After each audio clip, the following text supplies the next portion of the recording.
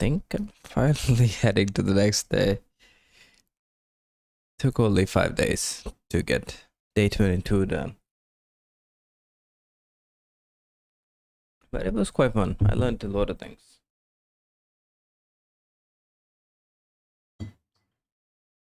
In just that one day. One handmade day. Anywho, okay, I think we can move ahead. Looking forward to the next one. I mean, these are getting really good. Nice. Do some refactor after. I need to do a lot of refactor as well. Maybe. Yeah, no, I think definitely need to. Alright, let's go. And then a start recording. There we go. Welcome everyone to Handmade Hero. We are here on day 23, which basically maps to 23 hours on stream. And we are closing in on the end of our work with the Win32 platform layer. We finished substantively all the stuff we needed to do last week, but this week we are basically spending a little extra time to do some fun and pretty powerful stuff with it. So the past 2 days I showed how you could have your C code be dynamically reloading all the time, so that basically you never have to close the game and reopen it while you are tuning. You can just go ahead and update your code and it live updates directly. So like basically just like everything you might want from a scripting language, you can just get straight ahead with C code, which is pretty awesome. And we played around with that a bit and it's working really well now. It works under the debugger and it reloads instantaneously. So I'm pretty happy with how that turned out. But today I wanted to show how to do something even cooler that I've actually never seen done before. I mean, I've done it before, but I've never seen anyone talk about it or mention it. So I don't know if other people are doing it and I just have never seen their write-ups, or if maybe they're doing it and they just never told anyone. But I'm kind of excited about it because I don't think anyone's ever actually presented it. Maybe not. We'll see. But it's pretty exciting, I think, because it's a really cool feature that you can do very easily if you've architected things properly. It's actually very difficult to do if you haven't. But since we've architected things properly, it's going to be very easy for us to do, I suspect. So with that in mind, welcome to Handmade Hero Day 23, where we code an entire game from scratch using no libraries and no engines or anything, just so we can see how absolutely everything works in an entire game stack. Which I think is very educational and also very empowering, because it means you can always write anything you need to. Even if you are using an engine or a library, you can drop right down in there and fix stuff if you need to, or write your own stuff if the engine falls short or something isn't working. And it just allows you to understand how engines are working, and it allows you to better sort of manage them from your side of things. So even if you are using engines or libraries, knowing how all this stuff works under the hood can be a very, very powerful tool when the time comes. So with that in mind, if you have pre-ordered the game, you should have gotten a link in your email where you can download a zip file which has every single day's source code in there. So if you want to, since we're on day 23, you can unzip day 22's source code. And when you do that, you will be in the exact same place that I am right now. Okay, so I'm going to go ahead and jump right into it because we have a lot to do today to get to the thing that I want to show you. So let's get started. Basically what I want to point out now is what we did, it was a pretty darn cool. We basically do have, most of what I would want for something where you can do live code editing, right? I can run the game, and we've basically shown this sort of simple, we don't really have, since we haven't been working on the game, we've just been working on platform code and stuff like that, and all the sorts of things that we need to do to support the game on Windows. We basically haven't had a chance to do much in the way of an actual game, but of course we have demoed the fact that we can live change anything that we want, and it immediately updates pretty much instantaneously upon change in the editor. So that's pretty awesome.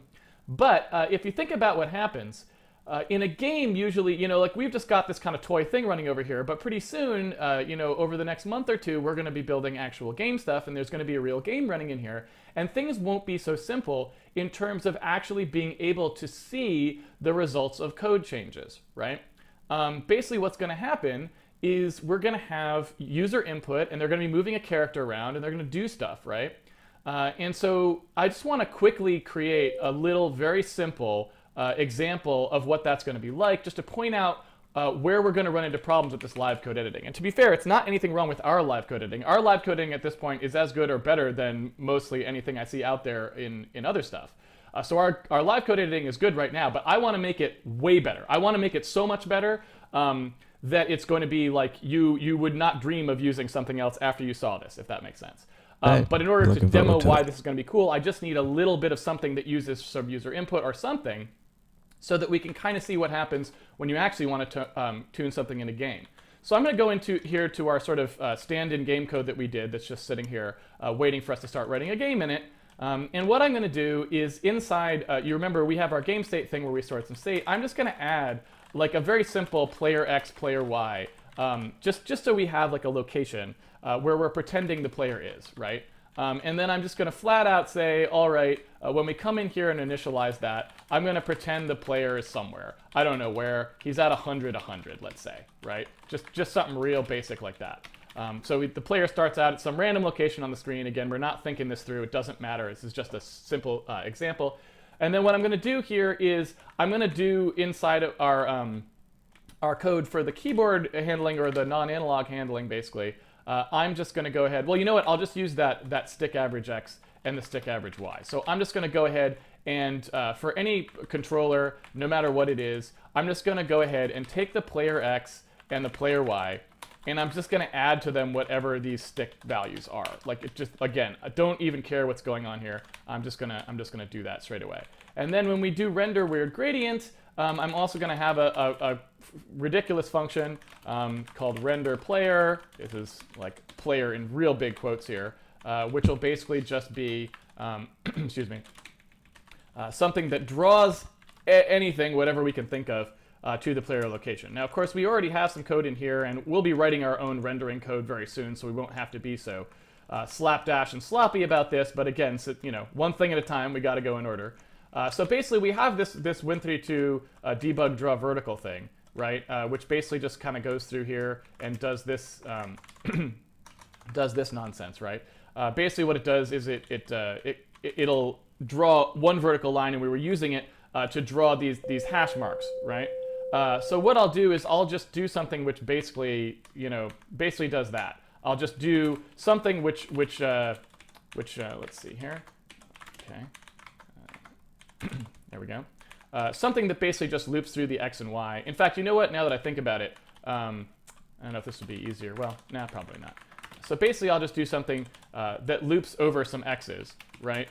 It'll start, let's say, at the player X. It'll go to the player X plus 10 or something like this, and it'll add to X. So just the most basic thing you could possibly imagine. And this thing will basically be top will be player Y, and bottom will be player Y plus 10. So just making a simple 10 by 10 rectangle, and I'm going to go ahead and fill that stuff in. Now this will full-on crash if the player moves outside the window. So this is the absolute worst code you could possibly imagine. Okay, this is never code we would even dream of putting in the app. I'm literally just slapping in there because we haven't written a render yet, and I just need to put something on the screen. So I need to basically pass in a player X and a player Y here. And then let me take a look at actually what I don't actually remember what these calls are here. So it's buffer memory. We're going to need buffer bytes per pixel, although we actually don't even need that at this point because I don't know if we're going to basically fix that value. This is basically 4 here, but I can go ahead and add that to our thing since it seems like it might be nice to just have it there for code that could work either way. Let's go ahead and do that. So I'm going to go in here where we pass that buffer to the game, and I'm going to go ahead and add that in there. So this right here, buffer will be bytes per pixel. Oops, bytes per pixel, bytes per pixel. And then I'm going to take a look at compiling this. All right. So the color for the player, I don't know what color the player should be. Maybe the player will just be a white rectangle for now. The back buffer is just buffer at this point. Render player now needs to get called by somebody. So we go down here, and we will just do it right here to render the player. Okay. So basically just a quick 5-minute thing here where we actually have something going. So I don't know if this will work. I just kind of slapped it in there, but there is my player. See it right there. And I do not actually know if I can move him. Okay, I can. So I have my gamepad here, and you can see that I can move my player around. Of course, it's a little wonky because I've got the stick mapped wrong. Let's go ahead and I didn't think about that. The Y direction of the stick, up is actually up is positive and down is negative. So we're gonna have to go ahead and reverse that there. But yeah. So I've got this little guy and I'm moving him around, right? So basically, just imagine that this, and I should probably turn off the gradient motion, and for God's sake, turn off the sine wave. So maybe let's just say that I've been game thinking output of that too. sound from now on. Let's go ahead and pretend that we're just quiet. We just don't need all this sound happening. I mean, I've been thinking of switching off that sound too. That's funny. So let's go ahead and basically do this here. There we go. So instead of computing that sine value, let's just do quiet, because that's going to get real annoying. All right. So anyway, here is our little guy who's moving around. Why did that? That was a little odd. I feel like that's a little odd. There's a bit of a frame rate. Did I do something stupid there? I don't know if I did. You can see, I don't know if you could see that, but basically I was getting a weird kind of frame rate hitch happening there. I don't actually know why it is. I think that it's weird because our game still is running at 33 milliseconds per frame. All right, so we'll have to take a look at that a little bit later. Although that may again be, sometimes OBS creates a lot of problems for frame rate stuff, so it's hard for me to always know whether it's something we need to look at or not. But basically all I did is, right, I just made a little rectangle here that I can move around the screen. That's it. And so what I'd like to do is I'd like to be able to, I just needed something where I could show sort of what a game would normally be doing, so I can show what's difficult about tuning code. So let's say, right, that what I want to do, now that I've got this, is I want to implement a way that this dude can jump or something like that, right? I want to have it so that when you push the button, the dude jumps. And so I'm going to go ahead and just implement something simple there, like if action down, right? We've got this action down thing happening. So if action ended down, then we're also going to pretend that the player, you know, jumped here. We're going to discontinuously move him up the screen by 10 pixels or whatever for right now, right? So I've got my guy, I'm moving around. I hit the button, and you can see when the button goes down, right, he jumps, right? And he doesn't come back down or anything, right? I'm just showing you kind of what the deal is. So that's it, right? Well, let's suppose now that we want to work on our code for the jump. So you can tell that the jump is ridiculous. It's totally stupid. In fact, all the player movement code is awful. So what I would have to do if I was doing this live, right? If I was tuning this code, even with our live code editing, here's the process that has to go through it. All right, well, what happens with the jump? Well, I push the jump button, and he doesn't come back down. So I guess I need to add like a timer or something in here or something like this, right? So I'm going to have a timer in the game state, I don't know, something that's like maybe a velocity, right? So I've got a player velocity in Y or something like this. And I'm going to set that to something, and then I'm going to change it over time. Or maybe I just have a timer. So like I just have a T-jump timer. I don't know, something like that. So then I come in here and I go, all right, the T-jump timer is going to be, I don't know, the game state when he jumps. The T-jump timer is going to be equal to 1 second. And then basically, like, you know, I don't know, we add the sign of the T-jump timer, kind of a thing like this. I don't know what's going on. And I do that, and then every time we go through the frame, I subtract something from the T-jump timer. You know, I don't know, something like this. I don't even know if we're passing the frames per second in here or anything like that, but you get the idea. Like I'm gonna have to do a bunch of coding in here. Let's see here. I've got to actually add that inside there. So I'm gonna have to do a bunch of weird coding in here to make this jump code actually do something. So when I'm actually doing it, I have to then make those changes, come back in here, push the button. Okay, like that didn't do anything, right? And of course, it makes sense it didn't do anything because I'm not multiplying this by anything. So I have to come back out here. And I guess since we're doing the live coding, I could leave it running, right? I can leave this guy running, and that's fine. But when I come back in here, I have to do like, okay, I edit it, right? Recompile, and now the code is live or whatever, but, oh, although we have a, oh. I may have to actually make this guy, I may have to actually prevent this guy from writing out of bounds. Like I said, this guy will write out of bounds whenever the player actually gets to the bottom of the screen. So I may have to do an actual attempt here at preventing this guy from actually writing out of bounds. So let's just do something really simple, which is if the pixel pointer is in bounds, it will do it. Again, this is absolutely horrid code. I apologize for being so horrid on the stream, but I just want to, I'm literally only doing this to show kind of why we want the thing that I'm going to show you how to build. Because if we had already written the game, then it would be very easy to show, or had some part of a game running, it would be very easy to show why the thing that I want to do is interesting, but without having any of that, it's much easier. All right, sorry, it's much harder. So I need something, if that makes sense. All right, so basically we have the buffer memory here. I'm just going to add the full size of the buffer in there.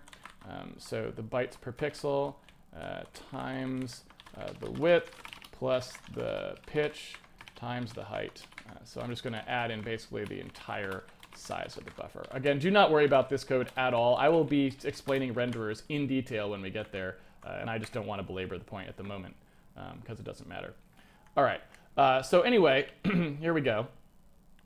You can now see that my jump code, awesome as it is, isn't even waiting for the timer to be set, right? Because it's just always working. And basically what I had to do is make it so that when this thing goes out of bounds, we don't crash. Because when it would go, it would be writing out of memory when we go here, right?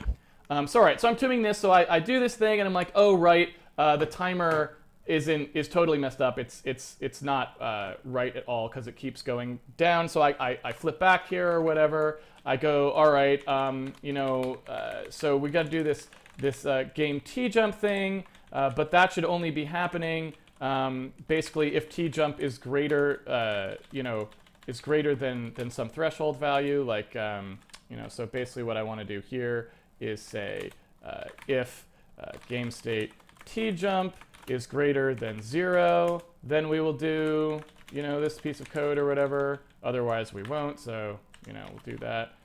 We'll do something like this. Right, there we go. And there. So I do that. Okay, I got an error there. Got to convert this to an int. Done.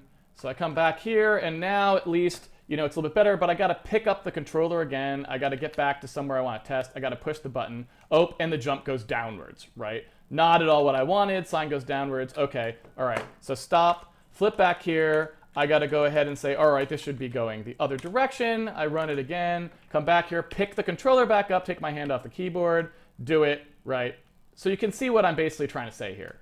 There's this whole process where I have to keep going like this is a problem because I got to pick up the controller, test the thing I want, go back to the code, change the code, come back here. And you can imagine if there was more state, like if there was an enemy, what if I killed the enemy? Well, now the enemy's gone. And so that firing the missile, and what if the missile I only had one missile left? Do I add a cheat key to add more missiles? There's all these kind of annoyances in there that make it not as smooth as I would want it to be, right? So what I would like to do instead is make it so that this can basically be like the way musicians edit stuff, right? I basically want to create something that's sort of like a loop editor where I can just go ahead and say, okay, I'm going to record something being done. And then I want you to just keep doing that thing over and over again exactly the way I did it as I tune the code for it. Does that make sense? Yep. So, I want to make something that's essentially like a loop editor but for code. Interesting. So how do I do that? Well, it turns out, like I said, if you architect everything properly, this ends up being actually extremely easy. Because think about how we have set up our game. If we don't care about sound for now, because we have a separate way that sound comes in, but if all we're trying to tune is stuff besides the literal sound output code, we only have one function that's called, right? It's called update and render. We know it takes the memory that's whatever the state of the game is. We know it takes whatever the input is on this frame, and then it just takes wherever we want it to draw to, right? Whatever we want it to draw. That's it. So if we wanted to, we could certainly start doing something relatively straightforward here by saying, all right, what if we just record whatever this new input thing is? We just remember whatever that is, right? And then we feed it back. Instead of actually producing the input, before we pass the thing here, we just actually see whatever the previous input thing was, right? We just record it and go. Seems pretty straightforward, right? So if we want to, we could basically introduce something, right, that captures this input. Because we know it's just a flat struct. We made it very simple, right? It's really trivial to capture. It's just one of these, right? So you could imagine having something that was like, you know, Win32 recorded input, right? You could imagine us constructing something that looked like this, right?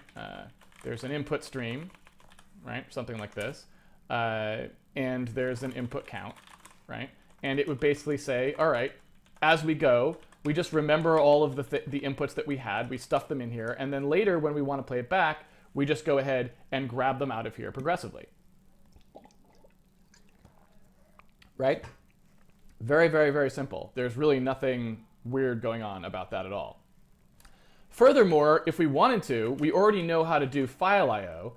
So if we want, we actually don't even really need to do, excuse me, we don't even really need to store it in memory, right? We could just log it out to a drive and save it that way so that it was permanent, right? We could just read and write from a file. So basically, there really wouldn't be very much to at least that part, right? So let's think about how we might implement this. All I really need to do is sort of know whether I'm recording something, right? So maybe I'll have a variable here, and you know, I might want to record multiple of these or something. So maybe I could just introduce a variable here called like recording index or something, and recording index will be equal to 0, right?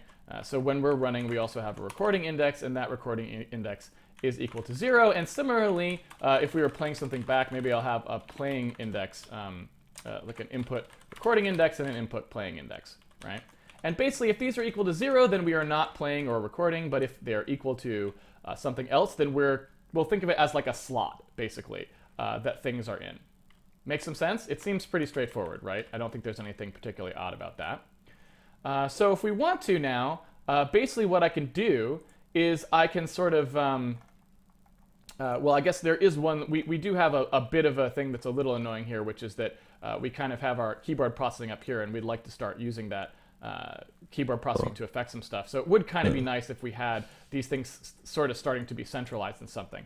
So maybe, you know, I'd like to do something like this, which is Win32 state or something like this, where I have something like that, right? And that has some of these sort of globally sorts of things in it. So I have Win32 state, and that's here. And so I'm just going to go ahead and wrap those in a struct so that I can pass them around. Because basically what I want to do is I basically want to, excuse me, basically, I say basically a lot. What I want to do is I want to make it so that we can record things by just hitting a simple key. So basically, I look to see if we have hit the L key, let's say, for loop, right? And what we'll do is we'll take a look if the shift key was down. I don't know if, or what was the easiest thing to do? There was the alt key was down. So we'll go ahead and, well, actually, we don't even need that. I don't think we need that at all. If you press the L key, that'll go into loop mode, let's say. And then if you push one of the number keys, that will indicate what slot you want to record in. So we'll basically say we'll push L and then 1. We'll like start recording input to slot 1. And then you push L again, and it stops the recording at that point, right? So L1 starts recording, L stops it, and then from then on, if you hit 1, it'll start replaying that slot, right? So let's go ahead and do it that way. For now, I guess what I can do is just hard code it so we don't have to do the 1, 2, 3 processing, because I can show you how to do that in a second.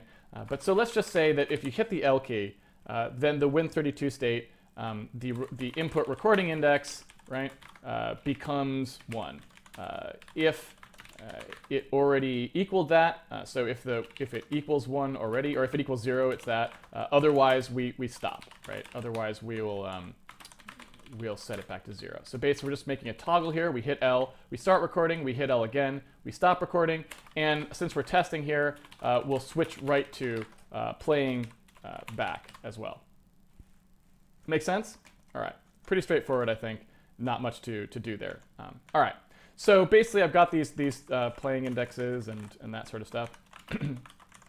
Move those into here, and so basically, we just replace those with our own struct there. And we can start putting other stuff in there as well. So this will kind of be a nice holder for things that we want to be accessed outside. So I go ahead and do that. And now all I really need is I need to look at those when we're about to use that input, right? So right here, we have new input. And what I want to do is I just want to say, well, if the Win32 state, right, has a input recording index, right, if it's on, if recording is on, then I want to call something like Win32 record input, like this, and I want to record this input that just came in. And if the Win32 state is playing back something, right, then what I want to do is play back the input. And so I'm going to overwrite whatever new input was with whatever the input is, whatever I'm basically going to get. Excuse me, whatever that thing reads from the stream of previous inputs, it's going to put it in there. Very, very straightforward, right? So we've got these two functions. Missed the last bit. Reads from the stream of previous inputs, it's going to put it in. And if the Win32 state is playing back something, right, then what I want to do is play back the input. And so I'm going to overwrite whatever new input was with whatever the input is, whatever I'm basically going to get. Excuse me. Whatever that thing reads from the stream of previous inputs, it's going to put it in there. Very, very straightforward, right? So we've got these two functions. Really, really simple. Again, nothing fancy happening here. Really, all we have to do is implement these. Very straightforward. So I've got my Win32 state. I'll have to go change that to a pointer down there, won't I? And then I've got my game input. That's coming in here. So we've got those two things. That's our record input.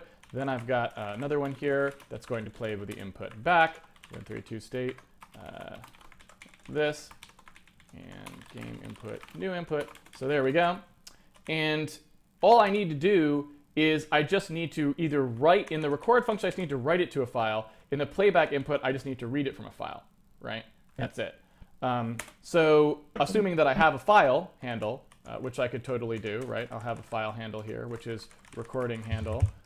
And I'll have a file handle here, oops, which is playback handle. And we'll have to actually open these files with Win32 at some point. But I've got those, and so I'll go, all right, I've got this recording handle, so basically all I need to do is just write this out. And we already saw how to do this. Remember, we have our write file. In fact, we already wrote a thing that writes an entire file. It was just this, right? That's the entirety of it. We just need the file handle. So we need whatever the file handle is. We need the memory, which is the new input, right? We need the memory size, which is just the size of that struct, that new input struct. And then we don't even really care about the bytes written, because if it fails, it's just a bug code. We don't even care if it fails. So we're just going to try to write and hope that it writes, right? So that's it. So that's all we really need to do to write it. So we write that to the recording handle, right? That's it. And then the exact same thing happens with the read file, right? Read file. Where is that guy? That's the wrong function. There we go. So read file. Same thing again. So we basically have our bytes read. We don't really need to look at it right now. We will have to eventually when we want to get the looping stuff working, but that's in a second. So Win32 state, playback handle, I think is what I called it. Yeah, playback handle. And so then we just need to do the exact same thing here. We pass the new input, that's what we're writing. We pass the size of the new input, and we're done, right? So this is literally all we actually need to do to record and play back the input, right? That's going to happen. And then we also have the case of when we actually first start recording. So we basically have to do essentially something that goes back to the beginning of the recording or opens whatever this file handle is, that sort of thing. So we need something that's basically like begin recording input, or something like this, right? And then we'll need something also that's like win32 end recording input, right? We need something like that. And these will basically just be the things that get these file handles in the first place. So to begin recording input, we're going to just go ahead and do a create file just like we did before, to open the file handle with Windows, say, hey, let's get this back. So there we go. So we need to open our recording handle here. We're going to go ahead and create file. We want generic write privileges this time because we're actually writing to the file. In fact, I should copy the create file that we did for the other one, because that's the one we actually want to make a file here. So we have our file name for now will just be foo dot handmade hero, let's say. I don't know. That's probably a bad name. Handmade recording. Handmade input? I don't know. We're going to deal with that in a second, obviously. So we got our file name here. I never can decide whether file name should be capitalized, intercaps, or not, and I use it interchangeably in the code. It drives me nuts. I wish I had a consistent way of doing it. So basically, we go ahead and do the recording handle. We open that up. That's pretty straightforward. And we can even go ahead and say that recording, we'll pass that input recording index here, right? And we'll say win32 state input recording index equals input recording index. We'll do the open. And then in here, we'll do a close handle on that, and then we're done. All right. That's all we need to do. And so basically, these guys will move up here to above. I'm putting them above because we're going to call them in here. And I don't want to bother having to forward declare them. Things you wouldn't have to worry about if you were programming in John Blow's new language, because you don't have to worry about any of that stuff anymore. So that's going to be pretty awesome when that happens. But yeah, so win32 begin recording. It's going to begin recording input 1. And this will be win32 end recording input. And then it'll be win32 begin input playback. And it'll also be 1. There we go. So yeah, so that's really all we need to do. When we hit L, if we weren't recording something, we ask it to start. Otherwise, we ask it to stop recording and then to start doing playback. And so, we've got to do the equivalent of these two functions. And all right, there we go. Playback. Is playback? That's another intercaps one. Should it be playback or playback? You know what I'm saying? You know what I'm saying. I don't know. See, and I've done it 2 different ways. It's maddening when I don't know how it should be. I feel like there should be some kind of a style guide that tells you where there are the word breaks in playback, file name, that sort of thing. And so these are actually wrong now because, again, for closing the handle on the end of playback is fine, but we do have a problem where our create file is the wrong kind of create file. That's creating a write. So we want to copy, again, the one that we used for reading the file, this one right here. There we go. And that should be fine, because we're always going to open an existing one for our playback handle. So that's about it for those guys. So if you think about what that's going to do, right? When we hit that L key, we should start just recording our input to this foo.html file. Then when we stop that, we're going to start reading it again. Now, Jeez, what your name is really hard. Is it right? Call the RC. Prime buffer is another classic OpenGL one. But in the API. Prime buffer.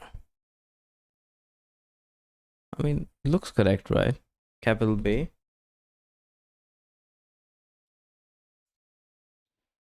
now, when we're actually doing the reading the input, in our playback Oh, I mean, rightfully so, because yeah, RC is fine. phase where we're actually reading stuff, we do want to know when this starts to fail. Because when it fails, we want to go back to the beginning if we're trying to loop, right? So what we would want to do here is we'd basically want to do a Win32 end input playback, and then Win32 begin input playback, right? So we just want to do whatever the Win32 state, excuse me, whatever that input playing index is, we would basically want to store that.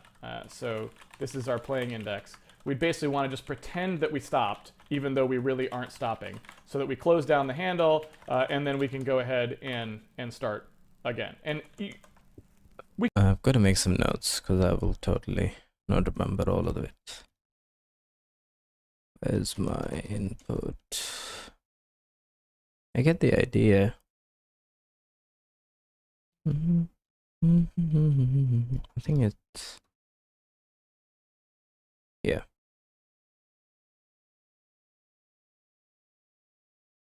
No, not here. There was a key down. Can't remember.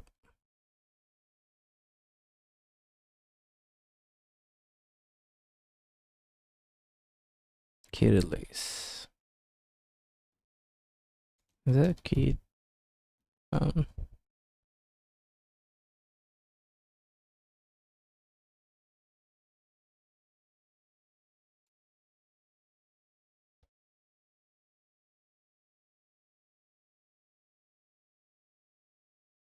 Guess that would be fine.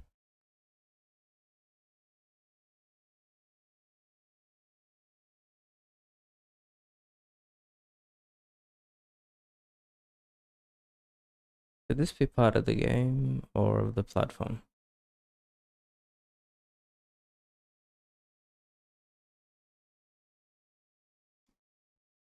I'll put it here for now. So it could just be game.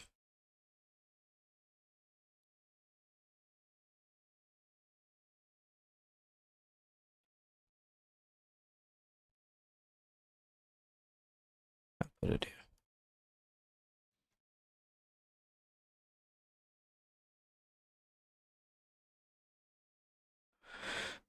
Has been less.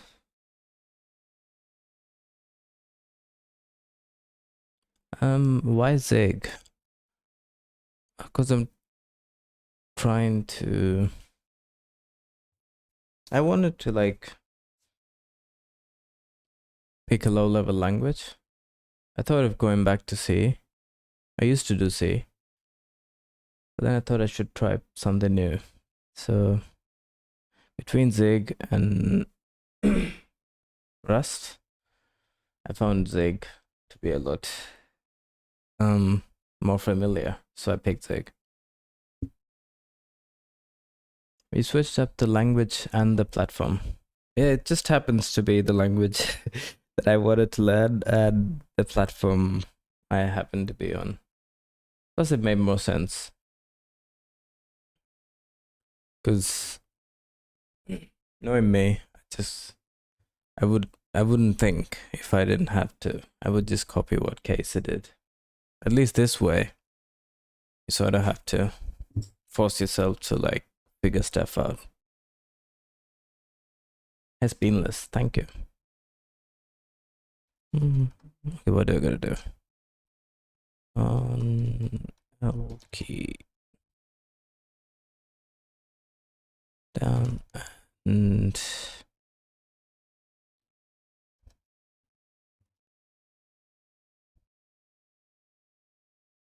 I think it's 1 to, let's say 0.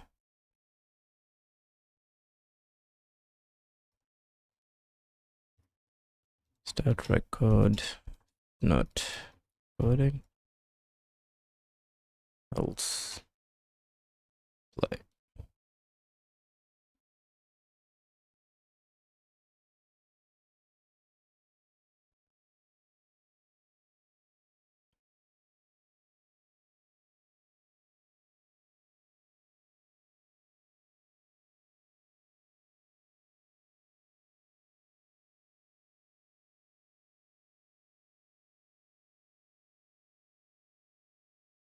Okay. Where's the state?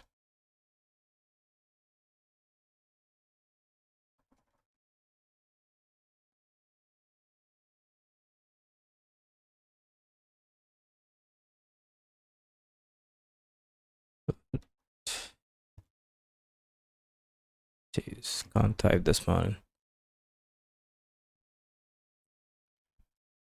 Handle.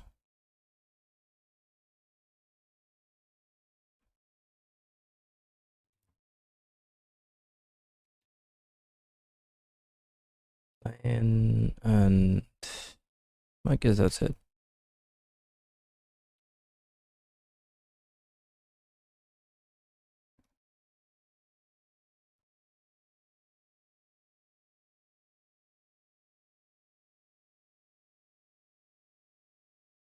This would be code file. File stuff is, I think, quite easy. Pictures, reuse.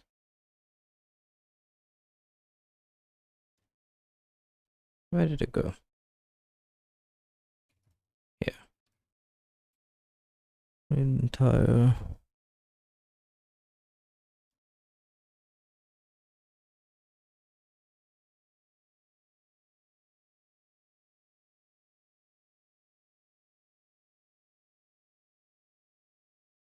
Why did I just call it read file?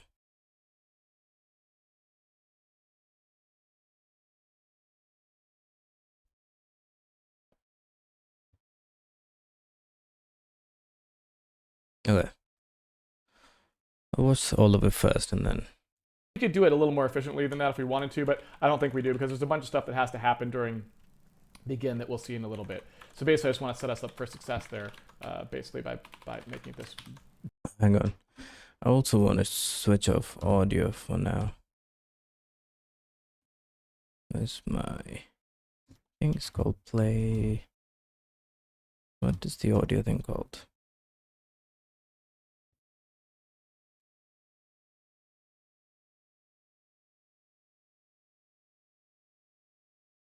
Oh, I can just mute it. Where's the volume?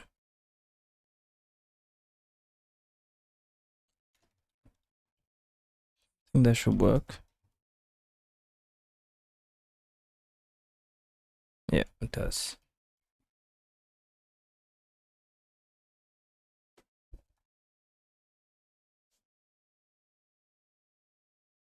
And just use offsets off of it. So you can actually make.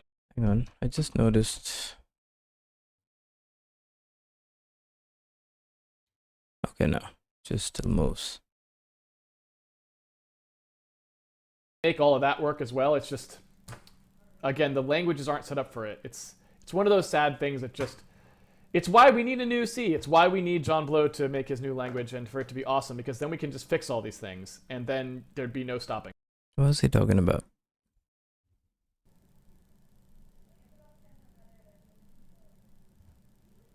How can we make the playback work if we have no base address? Hang on. How did I get there?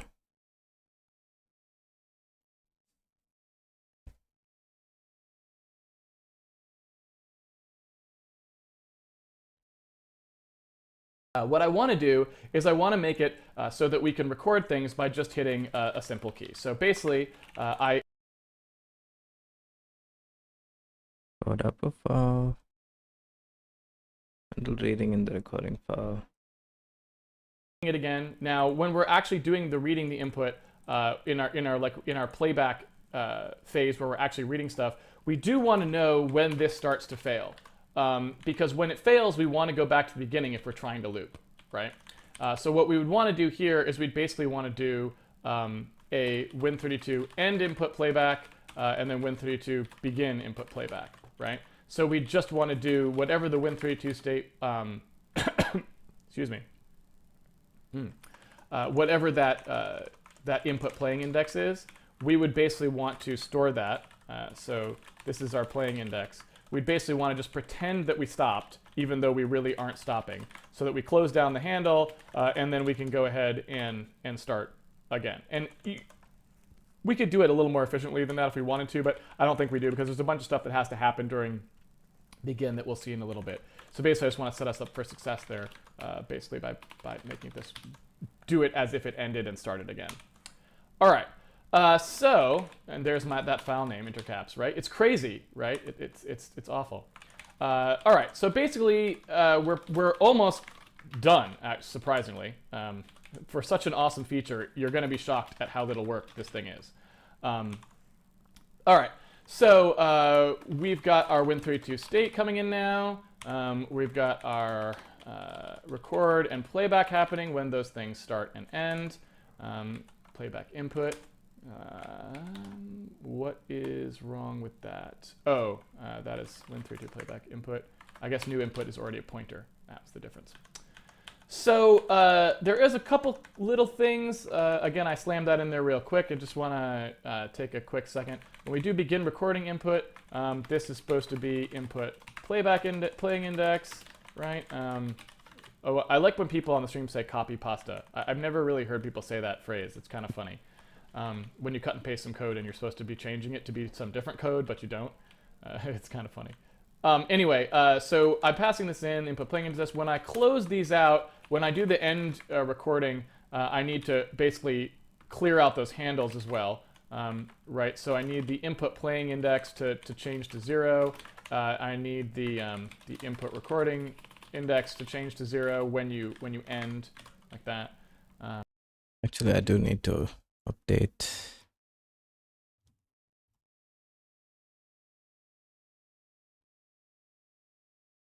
Change to read. Bytes.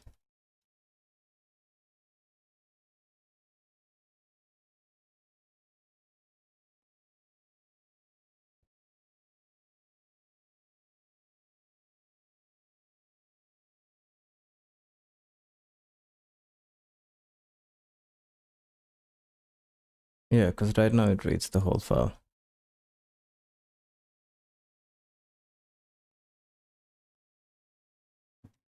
Can be removed.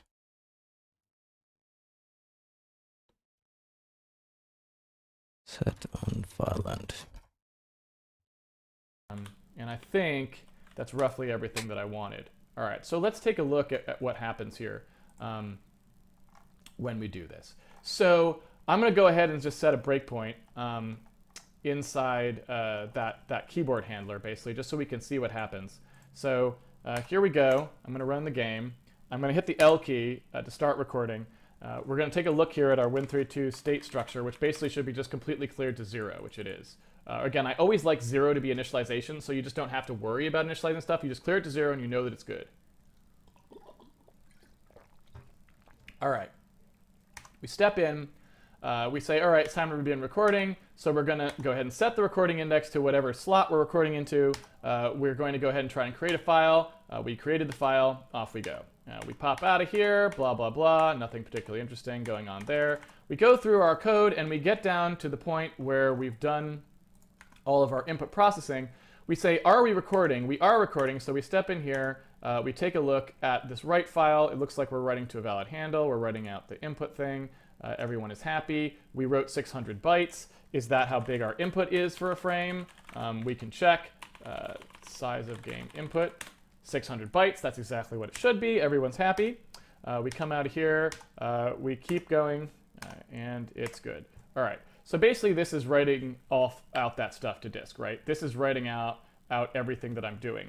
So if I hit L, in theory, this should now change to ending the recording input, which it does, closes the handle, goes in here, goes to start playing it again, creates that file, and off we go. So now we actually should, in theory, be playing back whatever the user input was for all the frames. Now, I don't know if it's actually working, and of course, I had left my guy sitting there for a while. Yeah, I was thinking, do we need to not reset the game state as well? Or save the game state at that point? So we would have to actually wait for a bit to see if this guy moves, but I also want to take a look. I really wanted to kind of look and see how that input code was actually working when it does the read back. So I'm going to go ahead and do this in a test where I know that I'm doing something when I hit that L key. So basically, L key.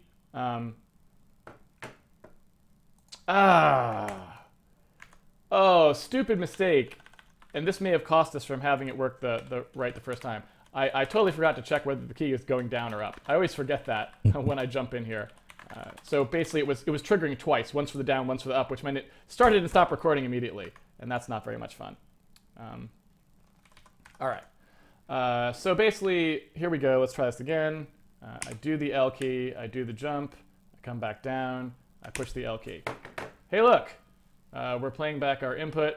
I don't know if it's actually working properly. It doesn't look like it recorded the jump, so I think we're still a little bit buggy, but at least it worked slightly. So let's go ahead and take a look at what I messed up, because I think we're almost there. So, all right. So when we do our recording, we are supposed to be writing write file. We're supposed to be writing this every time with our win through to record input.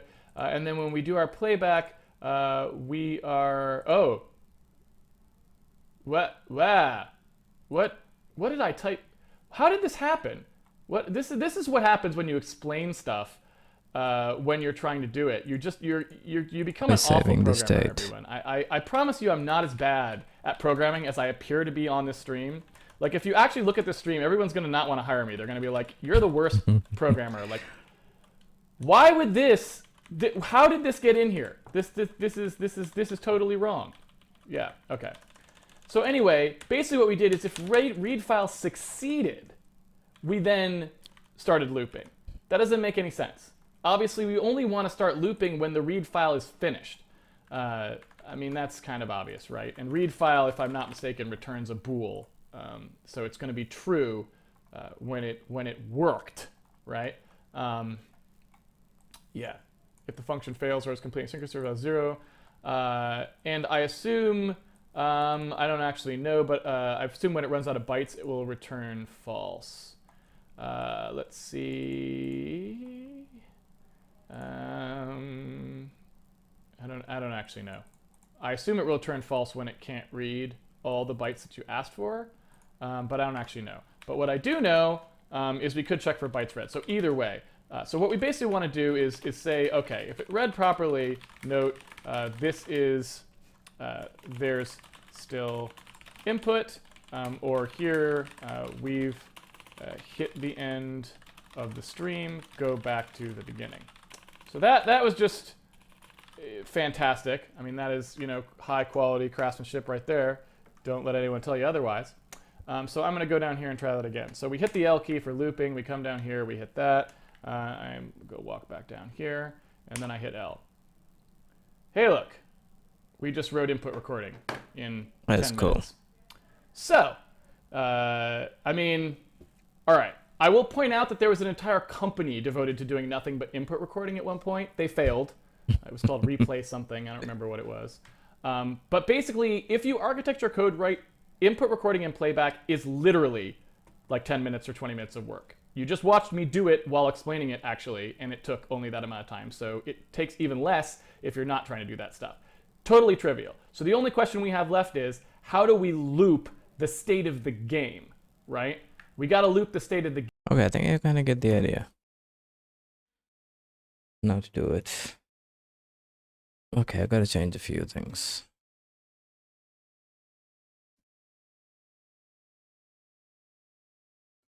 Let's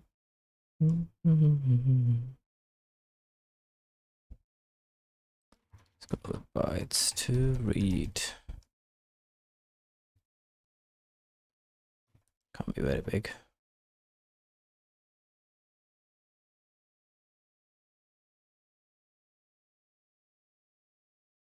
Why do I create a file?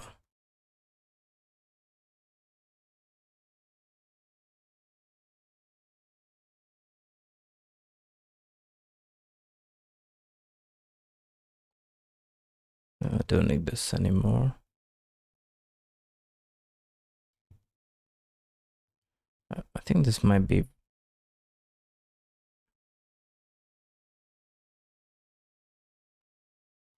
I just get rid of this. Don't need that.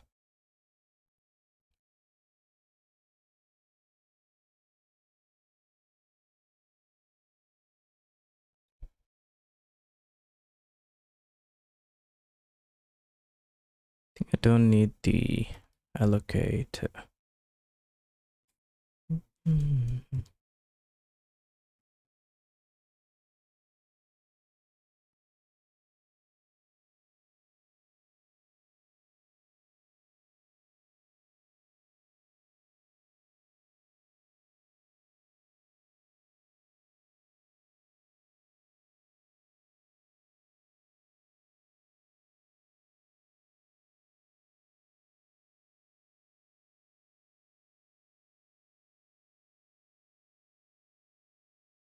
I should change this to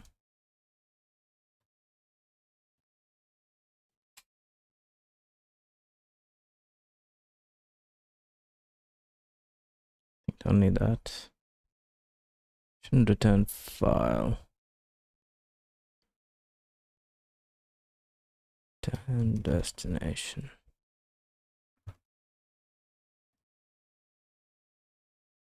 Oh no, hang on.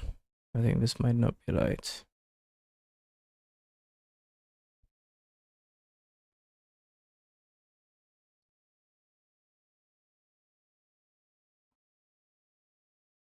Copy pasta. Get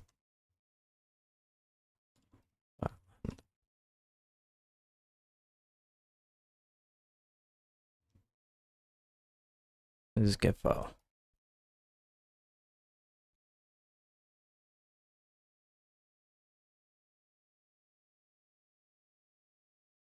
Do I even need that? Because it's only 3 lines of code. No, I don't.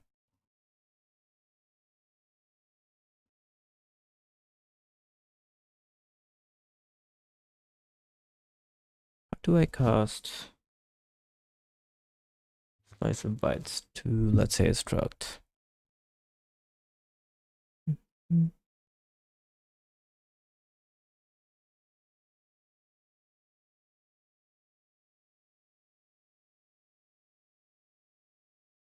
This is unnecessary.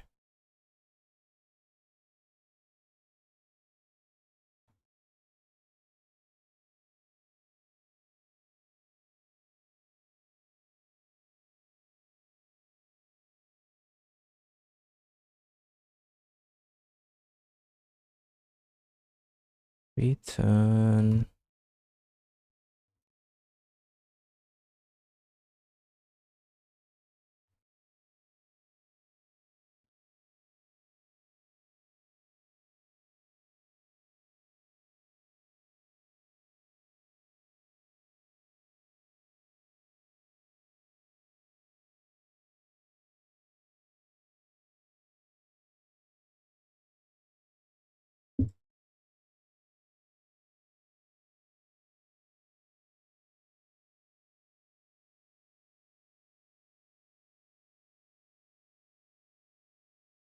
Okay, hang on, before I remove that.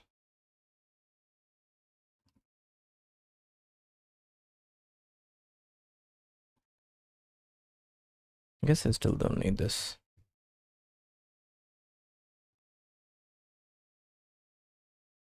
Is that right?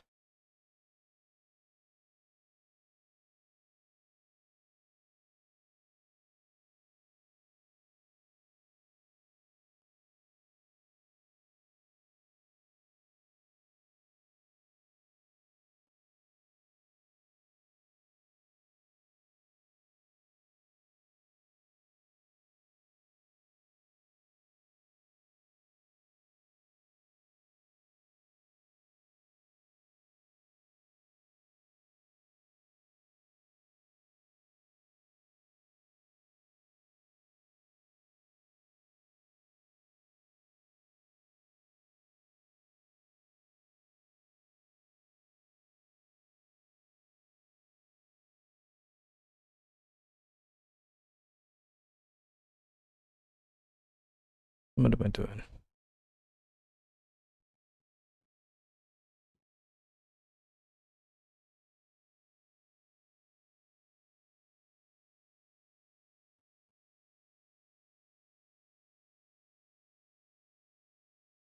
Need that. What does this return?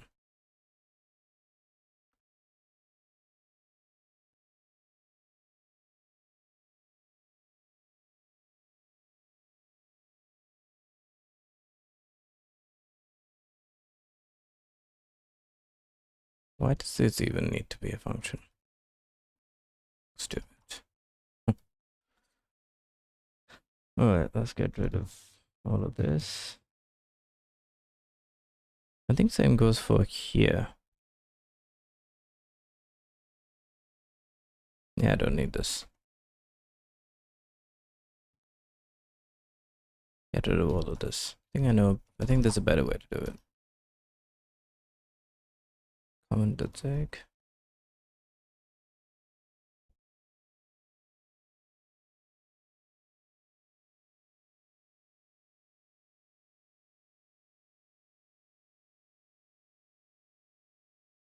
Game. What was it called?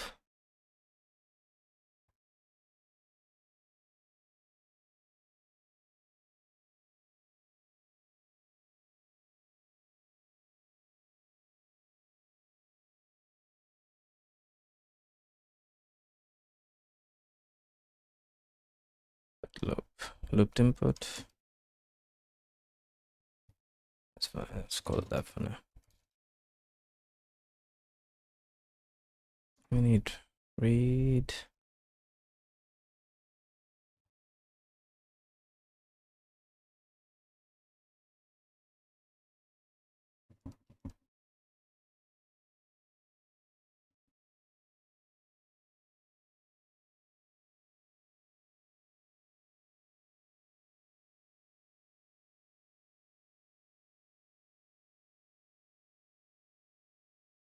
And write file.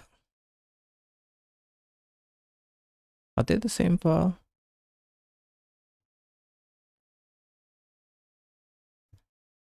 Yeah, but I think the handle might be different.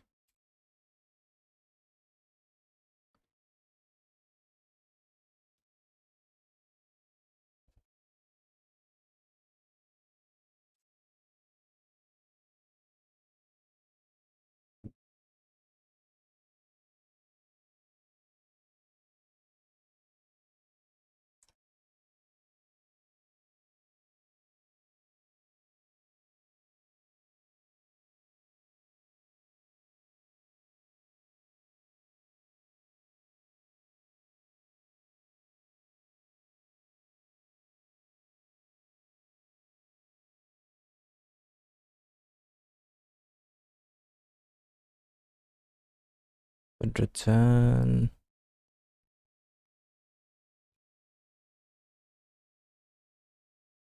Not sure what.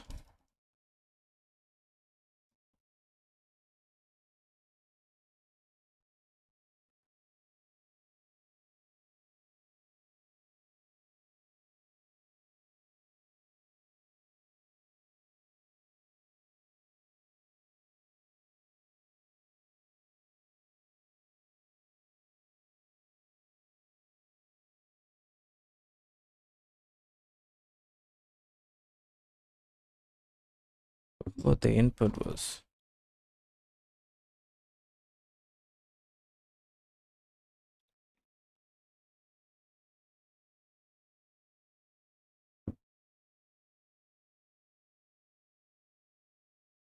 Why do I need to play back?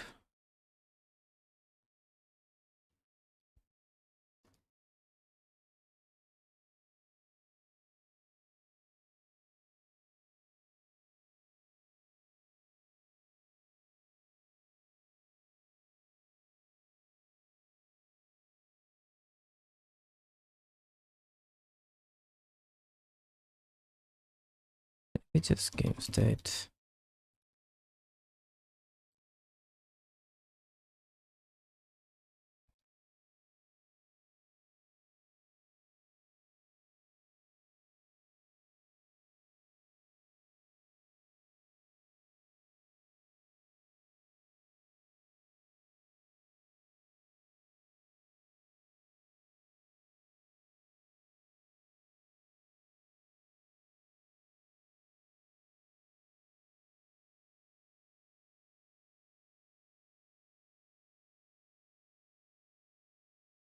I'll call it current game state.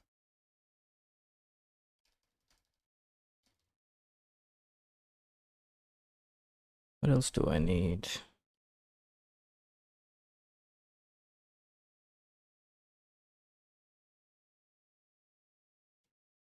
I need the input key.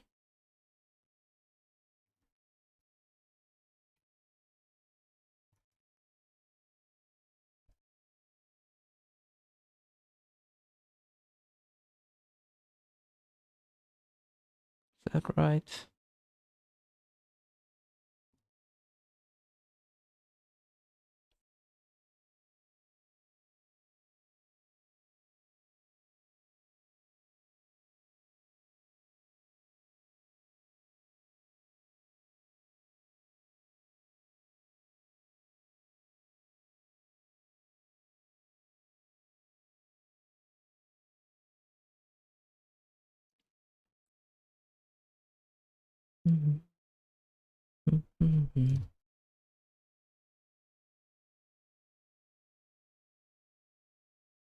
Alright, let's try that. See what happens.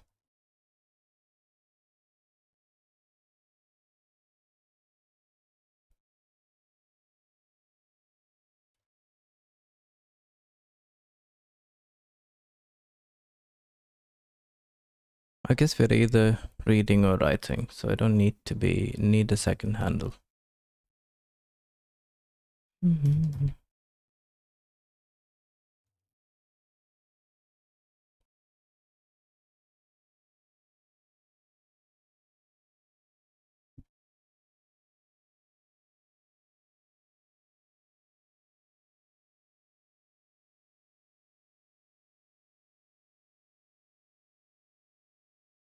Oh, sorry, this is right.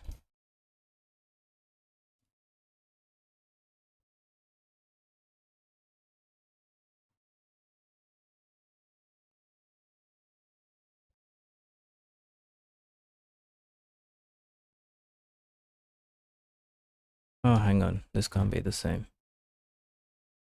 Right. File. I mean, they're going to be the same file, but they will be at different positions.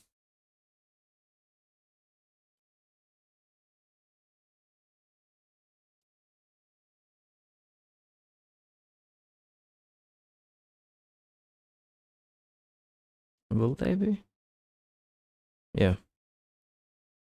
Because let's say when you record, the file handle is like here.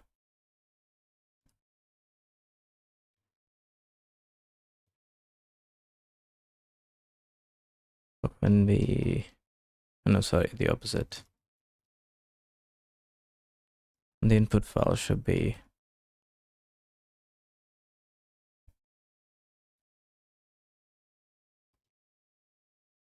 if you haven't read it yet. Okay.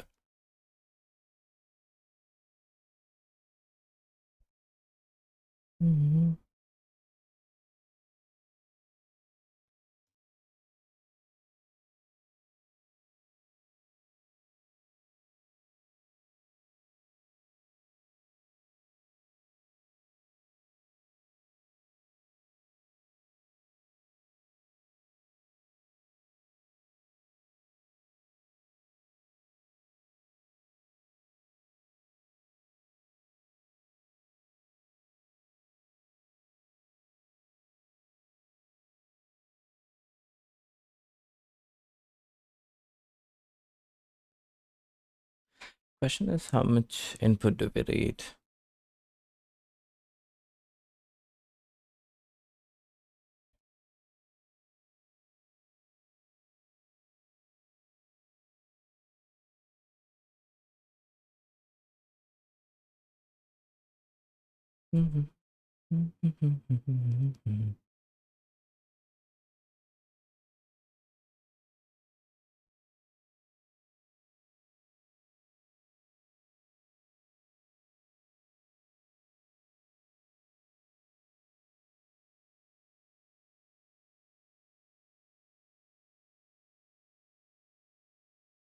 Do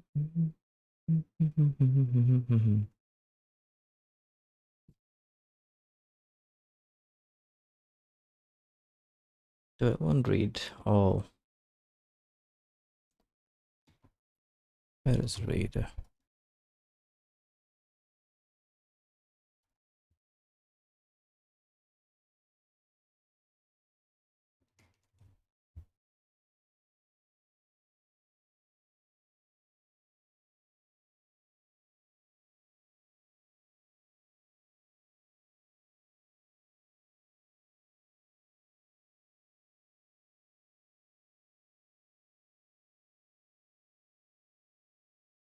I think this is quite new. How do you use the reader?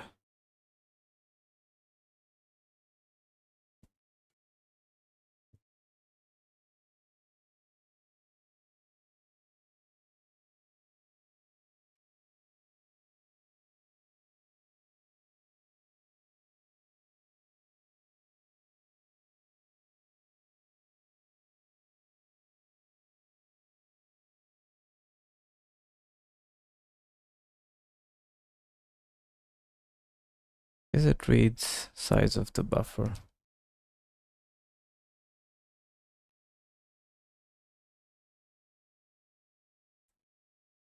Yep.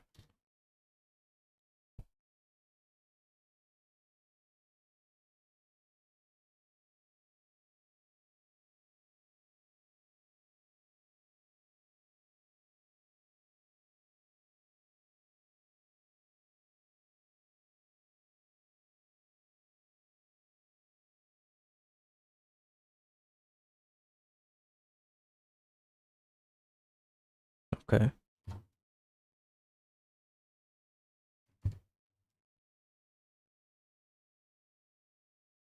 Returns a reader. We still need to pass it a buffer.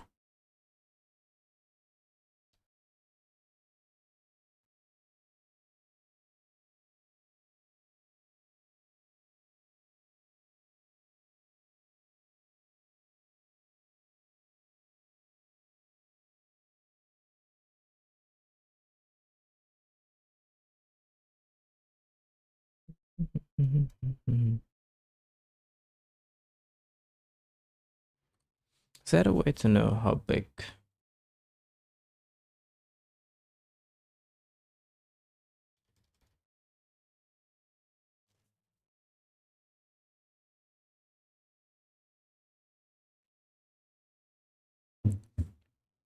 Suppose I could just define how many inputs to read at once.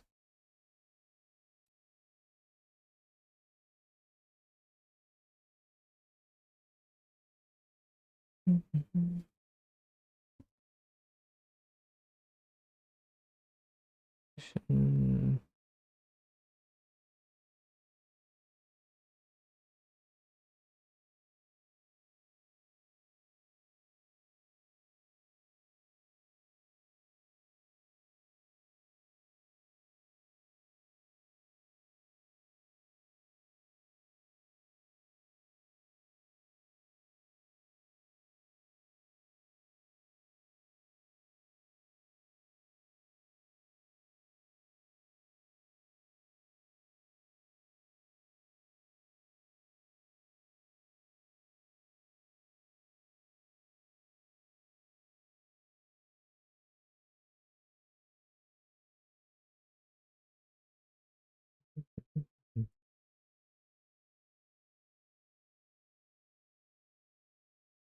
Artist reader.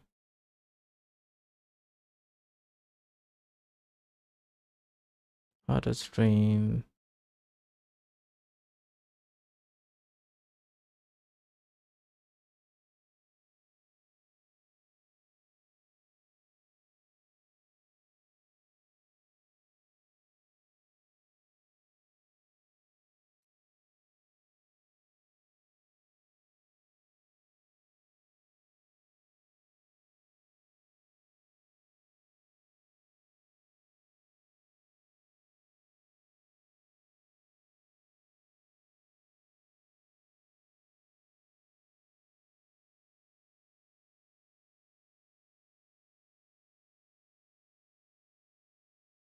Wait a buffered.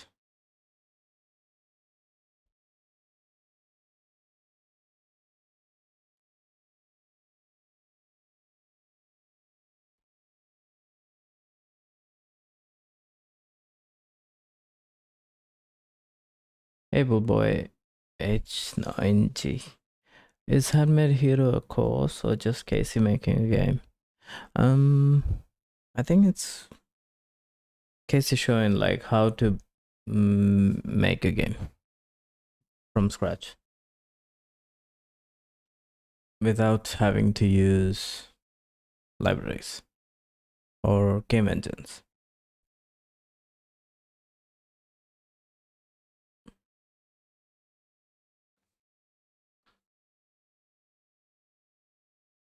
Well, I mean, I think it's more like a course, yeah, I would say.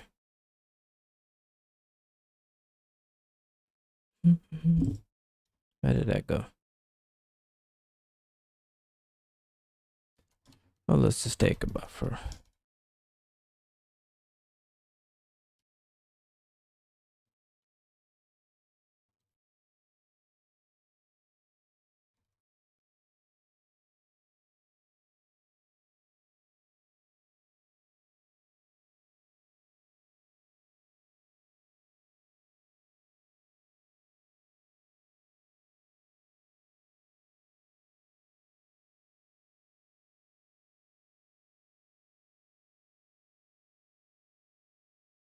What?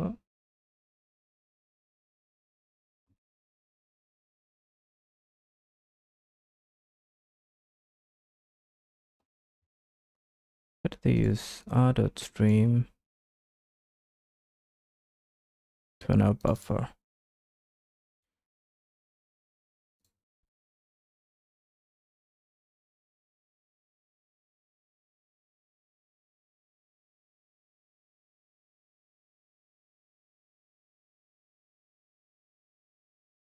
Can I just do that?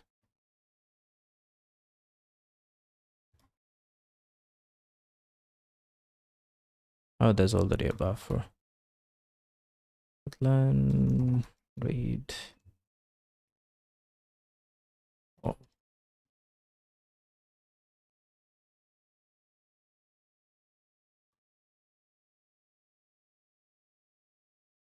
read slice. So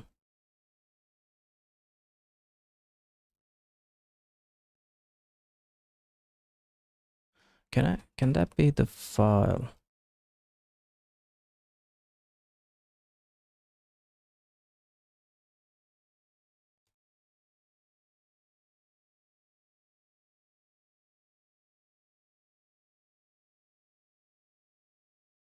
Set an example with file.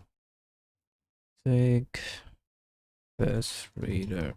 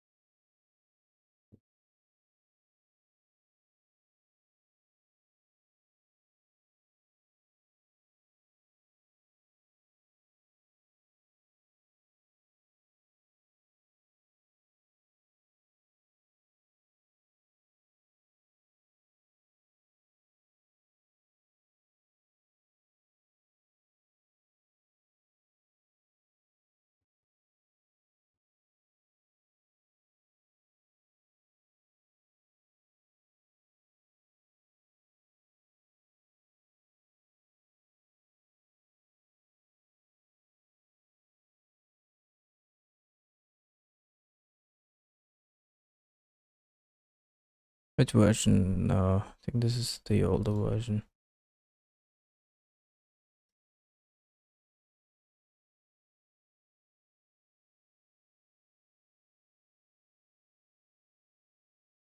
Standard IO and standard read.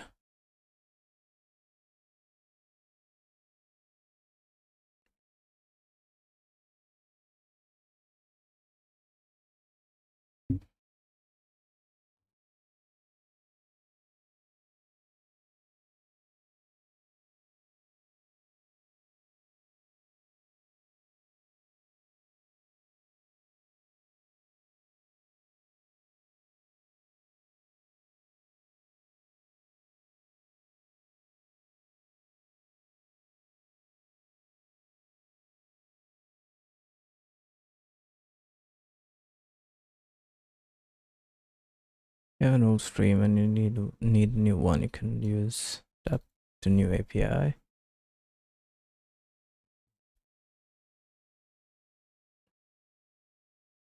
String buffers have a handy new API that are more convenient, perform better, and are not generic. For instance, look at how reading until delimiter works now. Well, reader.take delimiter exclusive. Else end of stream, streams along read failed.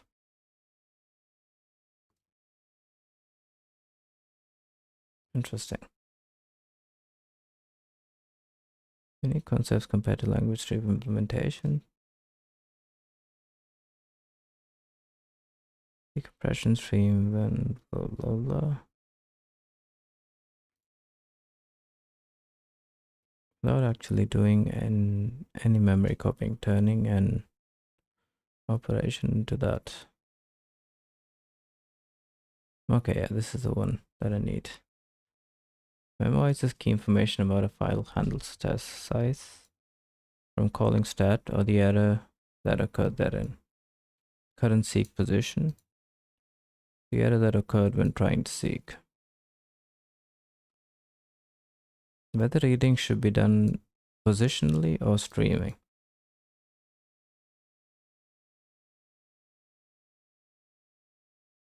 Versus plain variance, example read.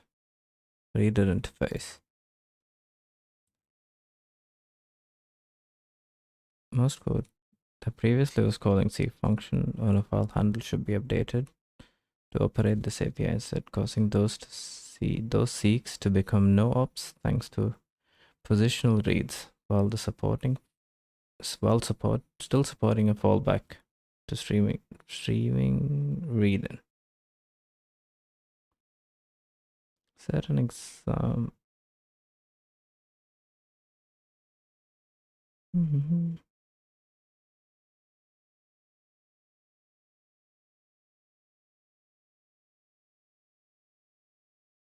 mean, it would have been nice. Buffered writer.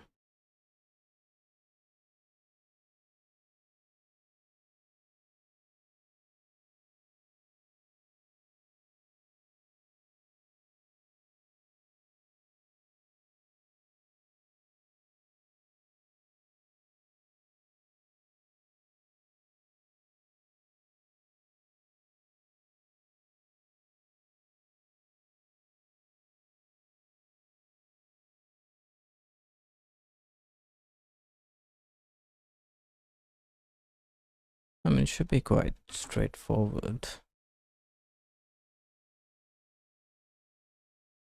File.reader and read into something.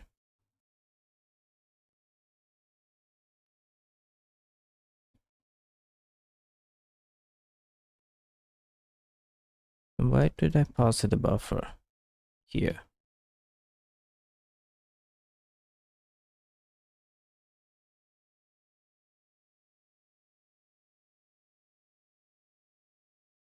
Positional is more thread safe. What's this buffer for?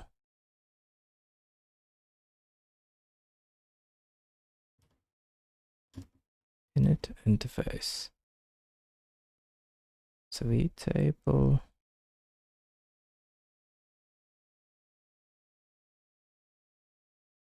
I don't get it.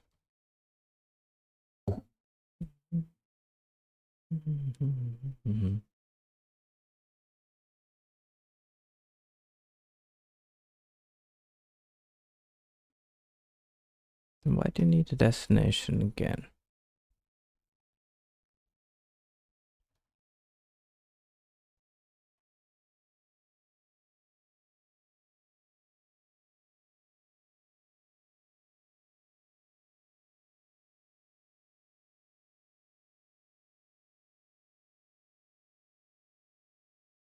r.file.pread destination and offset.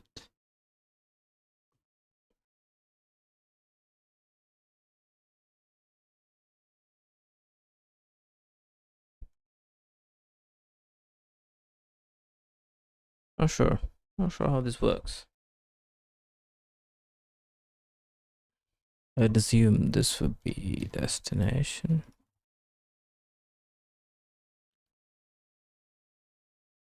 Can they both just be destination?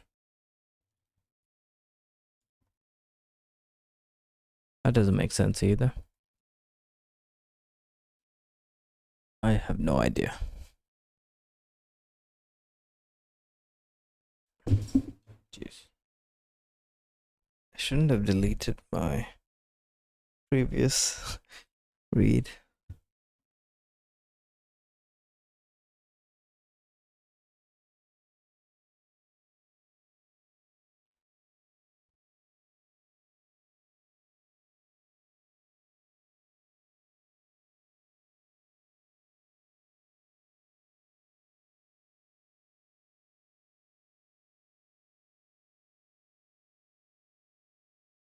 What about frame buffers? Hey, what's the name? I wanted to thank you. Your input on the last stream helped me fix live code editing. I think it's just talking about naming, I think.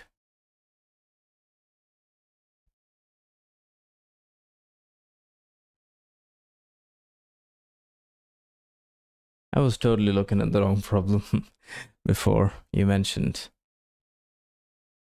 that it could be the build process. Okay, what am I doing here? Blah, blah, blah.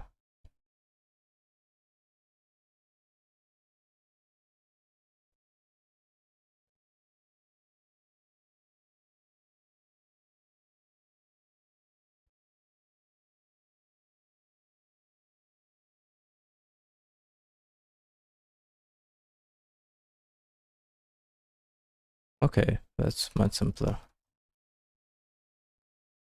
I can just read.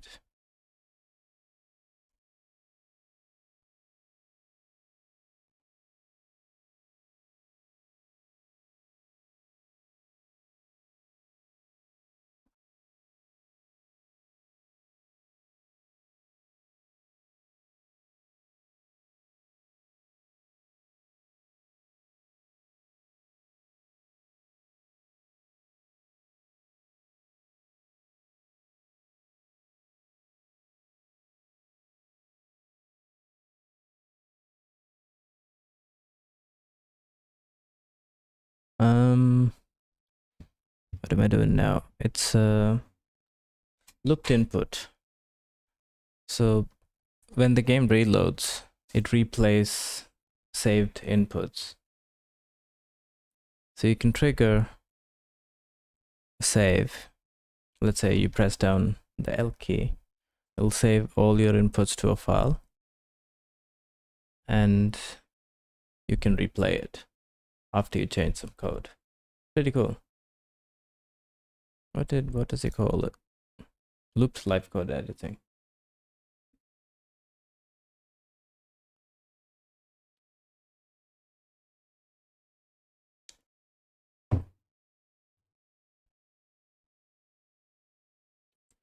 Okay, I totally missed that in that case.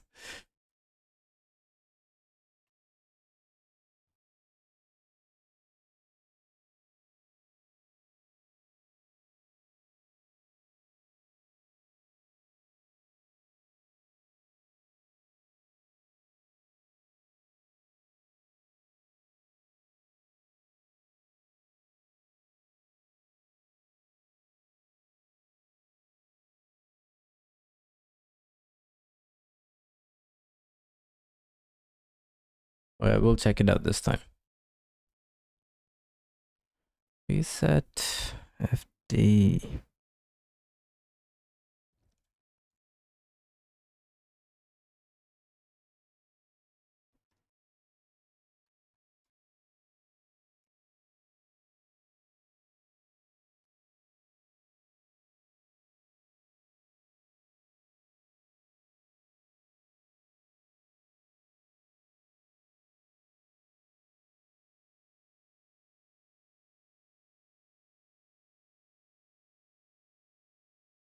Isn't Isn't that what he's doing? On, hang on, I think I gotta open the video. Man.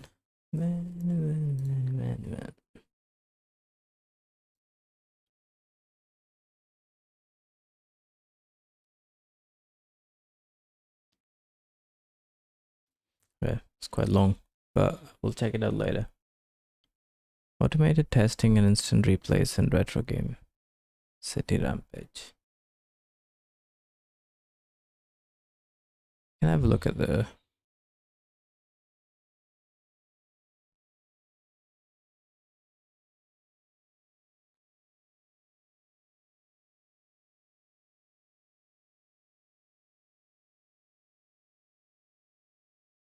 I guess you could use it for this, for same. You save the input that needs to be tested and the state.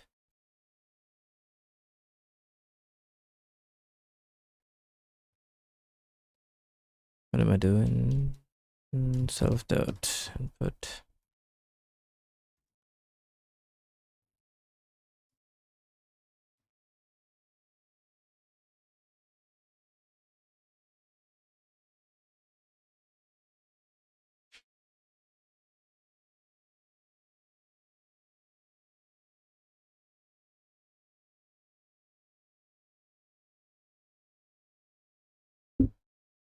Okay. Is it the start? And well, I mean, I'm not doing what's it called? Not doing much. It's like an easy stream today. This last few weeks have been rough.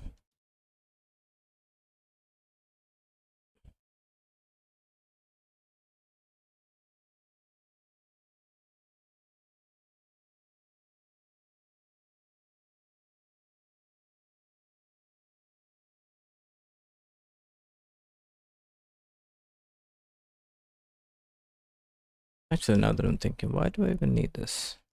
All this, for that matter. It's such a waste of time. This is one line.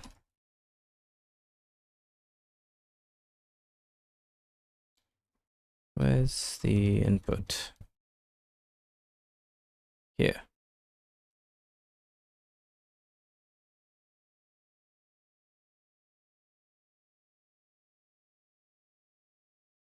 No, I'll watch the video. I'm like, I don't want to do random. I don't want to write much code today.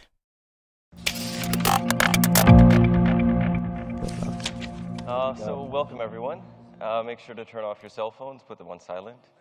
And if you have a PlayStation Vita or a 3DS with Retro City Rampage DX, get that ready. VSync it would run in about 5. I think I...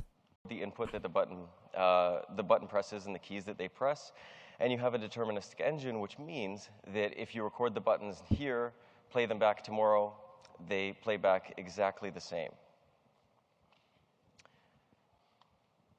So this is about half an hour of the game playing in 15 seconds. And if I turned off VSync, it would run in about 5.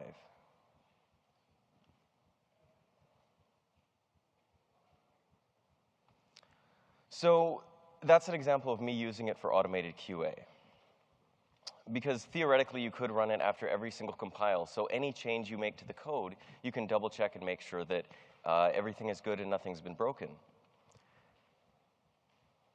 It gives you access to QA 24/7, so I think we've all been in the case where we're pulling an all-nighter to submit a milestone or submit some sort of deadline, and it saves you from phoning the QA in the middle of the night. And finally, it allows hands-on QA to be step 2. So you can kind of pre-filter things, run the automated tests. If they pass, then you get the QA in there to double-check things. And it's also incredibly multi-platform, so you can see that I ported to all these platforms, and all of these platforms work with it, including the previously unannounced MS-DOS port. So it's running here on a Pentium 1, and it would run on a 386 if I still had one. I also did another thing which I haven't talked about before. So does anyone have a Vita or a 3DS right now? Okay. If you do, you can enter this code on the main menu. So I started doing this around the time I finished the DX version, and I started including these automated tests within the game. So each platform can play through about 4 to 8 hours of itself at super speed, and it just allowed me to, up to the point of submission to certification, I can test the build and make sure that it's good. So use case 3 was indeed submitting to certification and all of that. Last year, I submitted 15 SKUs, which included 9 console cert submissions simultaneously, without bringing in external QA.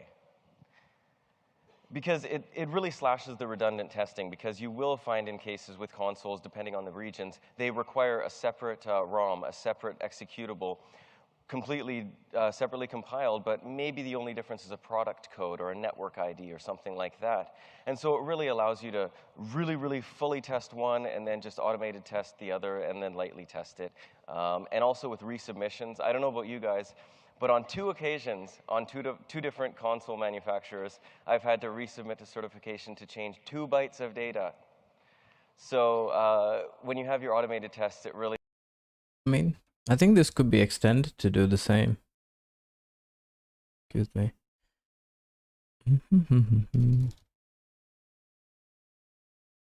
So all that really is like input and the state. It's an extension of this. You could have, like, instead of writing it to an input file, you could call it like a test file. Yeah, then it's all, I would say it's the same thing. The only difference is this is more for like debugging than for testing, but you could do it. Does that mean you'd have to like play the whole game once?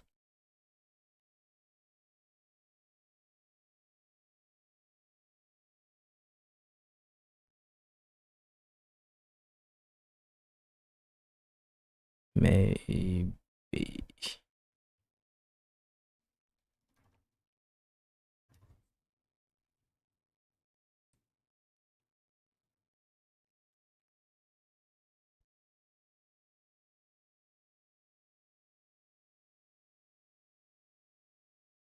Yeah, I guess that could work. And you can just like combine the whole thing after. And you can extend it to just keep reading file after the next. That's pretty clever.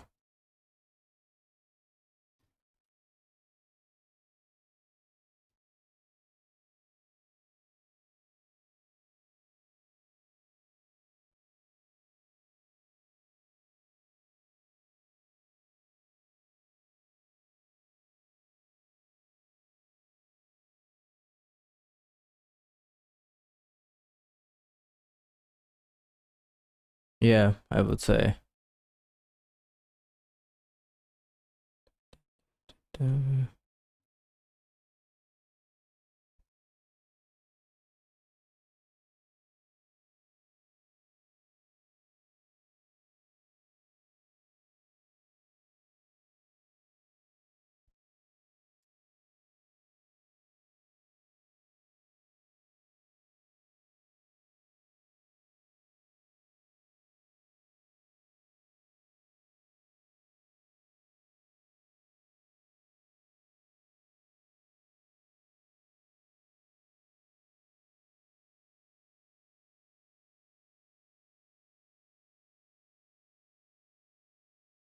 For you to write the test first kind of removes that. Yeah, I'd agree. I think it makes sense. Well, plus, I mean, this way you don't need to write the test at all, which I like. Because writing test first, I don't know, I've never been very successful with it.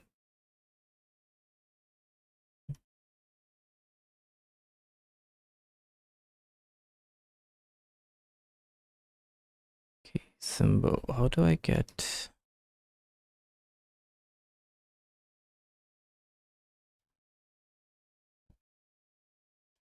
Can I just do? Oh.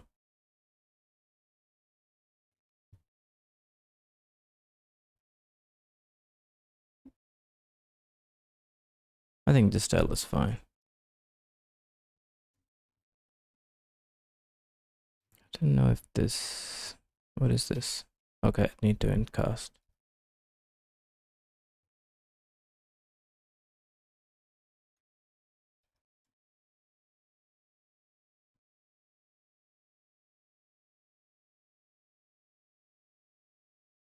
You're 32.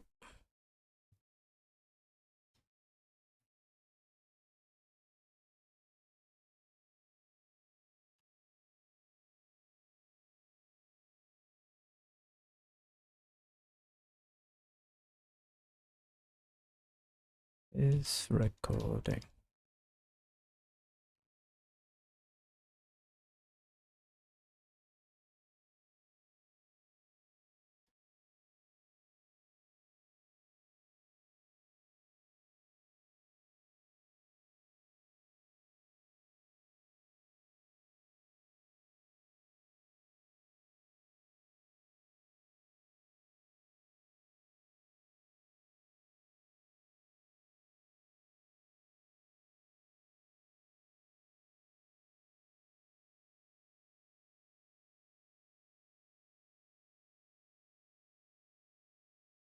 Yeah, I could use, I'll save, do the same.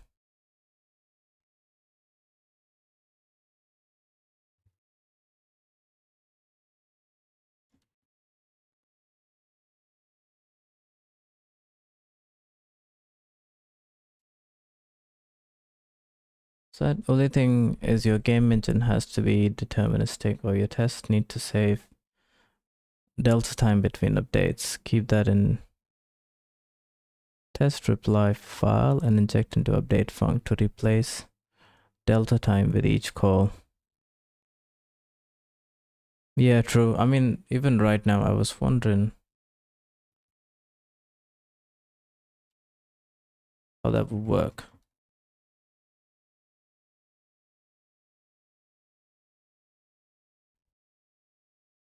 Need another type.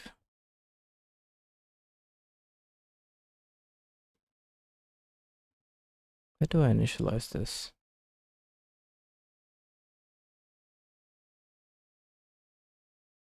Okay.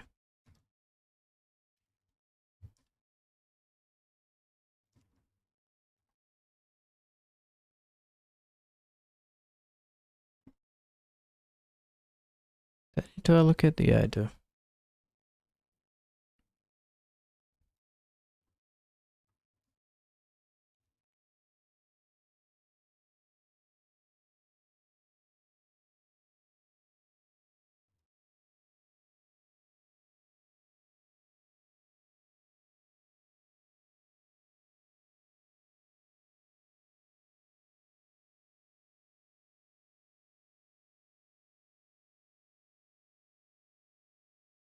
Yeah, I was wondering the same thing. When I save it, how do I know sort of the time? Like how long something should be playing for? Not yet, but somehow, maybe he does.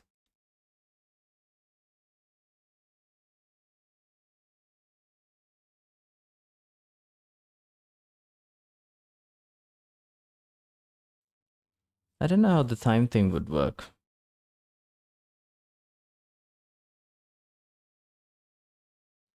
It's a good point.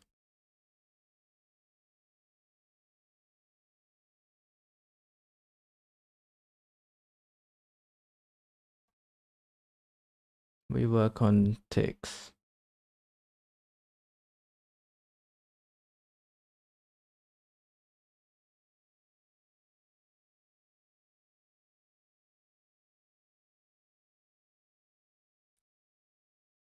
So instead of, okay, so there be no like idea of frames. Each frame would be like a tick. Oh no, there would be an idea of frames, but don't need to worry about the FPS. Or you could speed it up. I have to try it to really understand.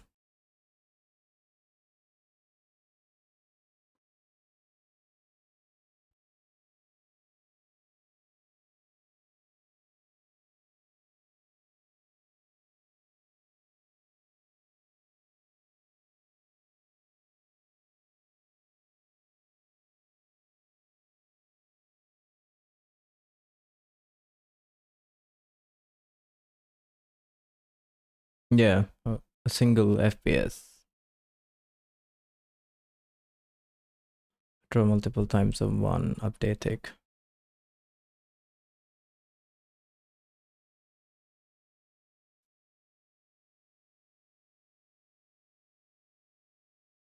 Yeah, that is quite interesting. I wonder how that works. Do I need input file? Dot read file. What is it? Read file.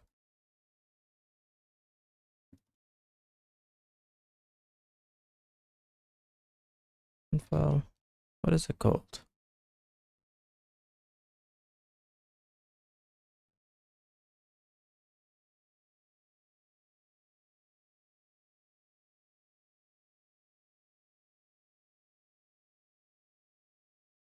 The update logic is decoupled from the draw. Yeah, same. I think Casey does the same as well.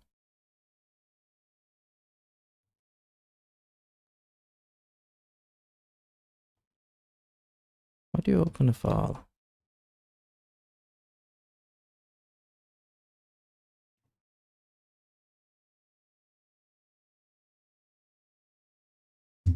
Hey, Volcanistics. Nice beard.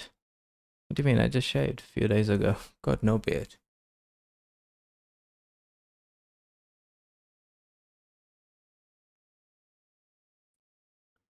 Just a directory dot. There we go.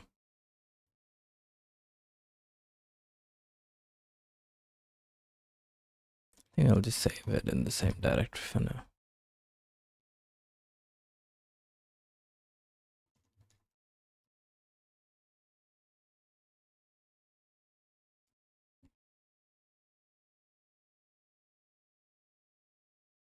Oh, looped input dot handmade.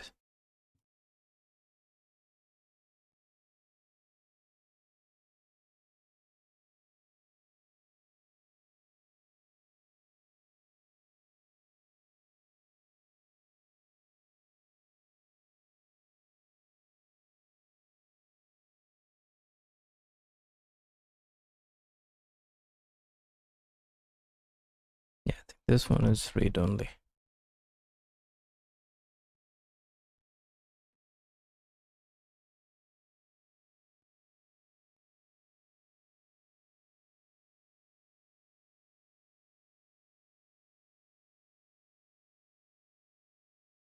I think that's the default.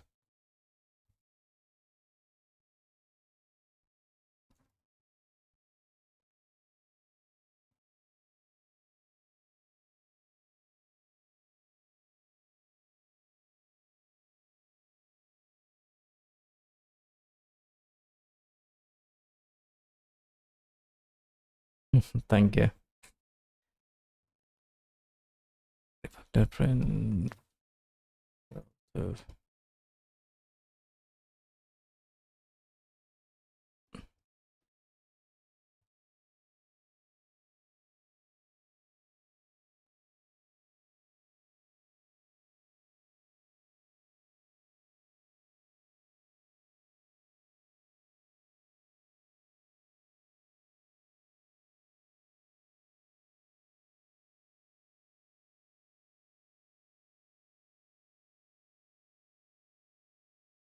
Yes, this returns a file. Yeah, it does.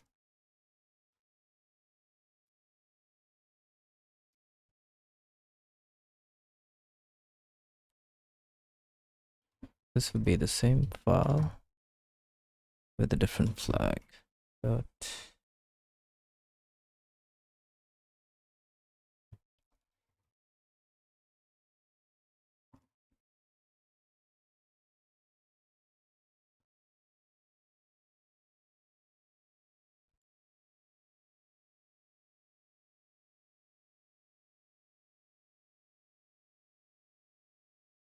Okay, dot open mode equals write only.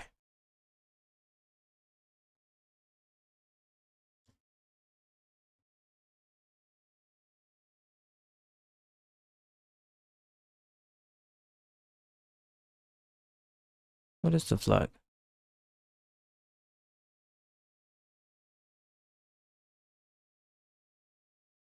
Oh, it's called mode. Okay. What else do I need?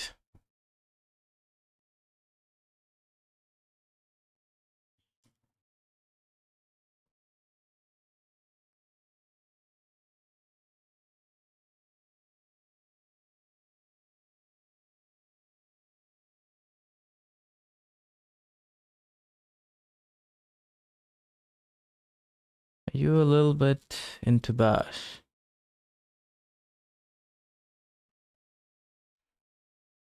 Maybe. I don't know. Never really thought of that. I don't know. Let's say yes. I don't know. Let's say yes. Yeah, maybe a little bit. Why do you ask? Well, actually, no. I've never really been into Bash.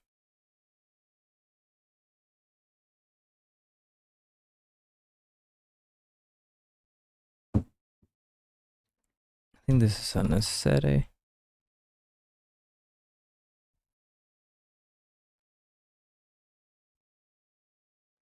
This recording is replaying. They'll both be false. Inputs.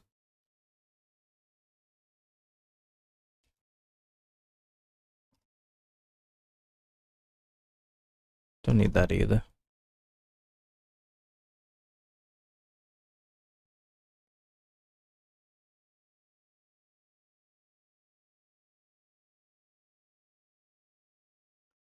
Gave them the looped input. So I think now I can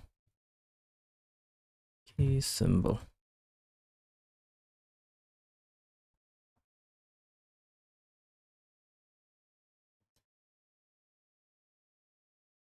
Hey, Warren Buffett. How's it going? Oh, it's a Sunday, so it's a bit of a easy day.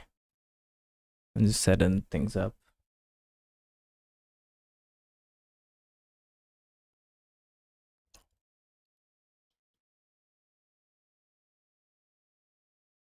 Half record, P for play. Yeah, okay. Looped input dot is recording.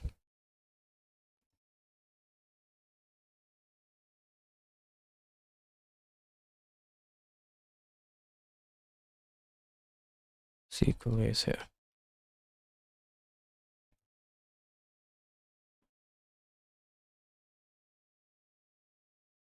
You in Australia?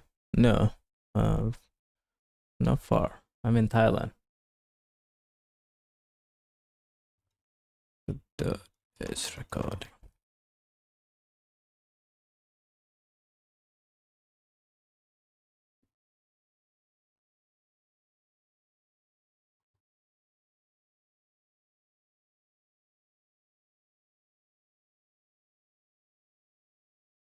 Maybe to do allow write to files 1 through 9 or 0 through 9. Why are you in Australia? So you could write inputs.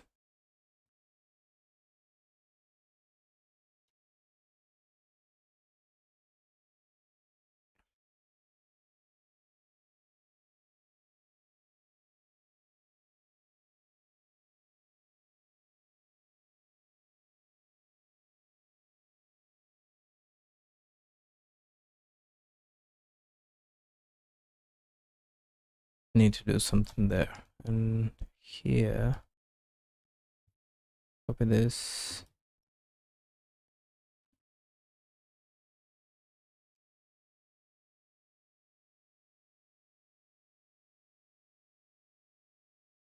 Supply in, and if it's yeah, okay. Yeah, it is. It's 6:30 on a Sunday in the morning. Oh, maybe it must be quite late for you. Oh no, maybe late evening. Oh, but the US is quite big, so it could be like mid-afternoon. It's plain what to do here, so I don't know what to do in 1:30 in Germany. That makes sense. Oh, it's Sunday for you too then.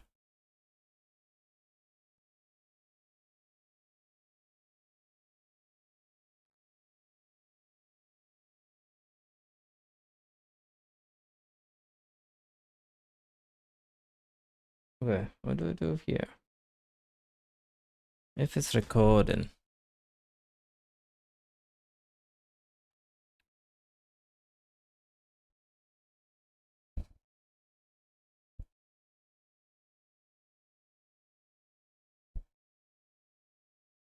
Oh, actually, this shouldn't be here.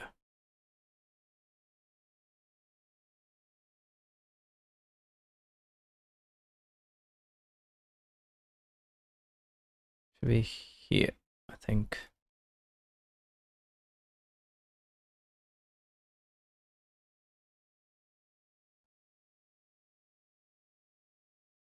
Actually, why didn't I just save the whole thing? Git release time. Yeah, that makes sense.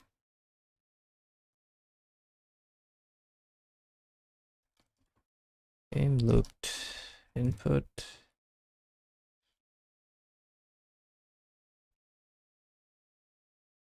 Dot write file. Dot write.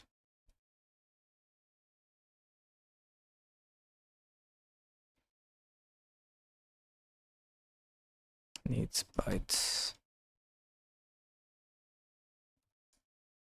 Can I just do?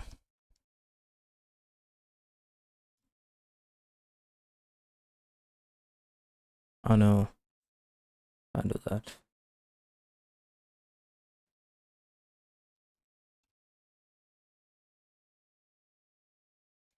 How can I write this struct?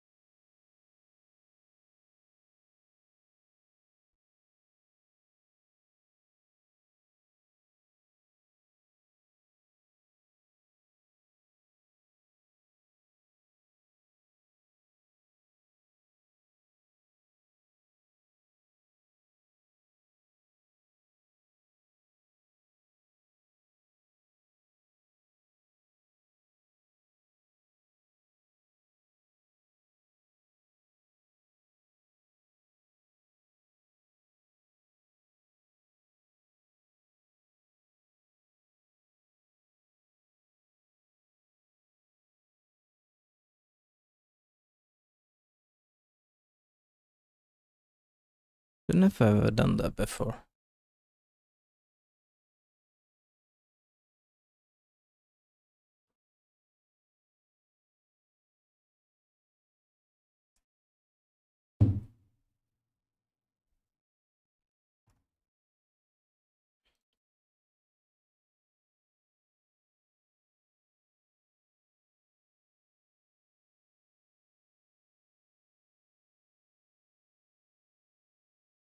Metacast, floatcast, incast.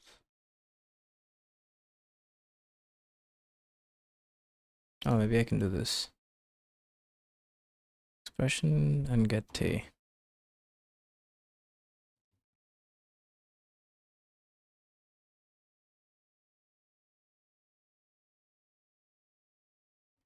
Global keyboard input.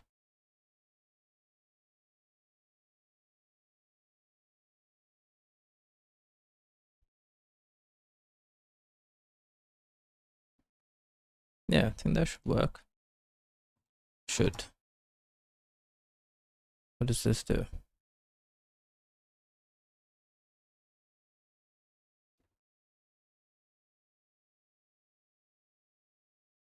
Maybe I can save.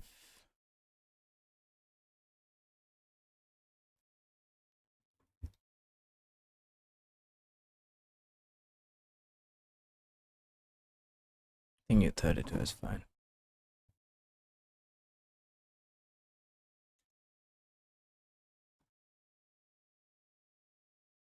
Not sure why I would need to do it.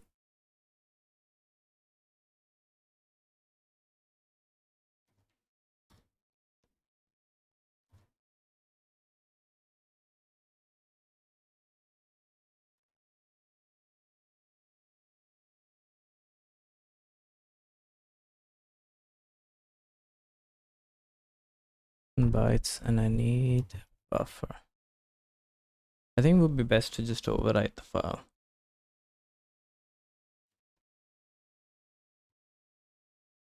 Byte buffer.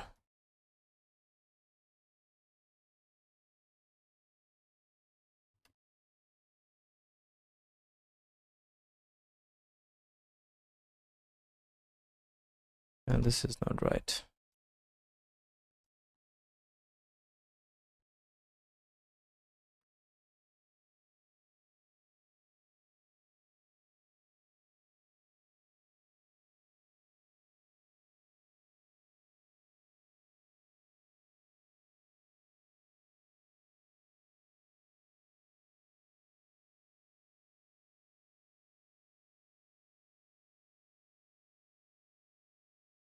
I could make it slicer that struct. Okay. Keyboard input. It's a called game input.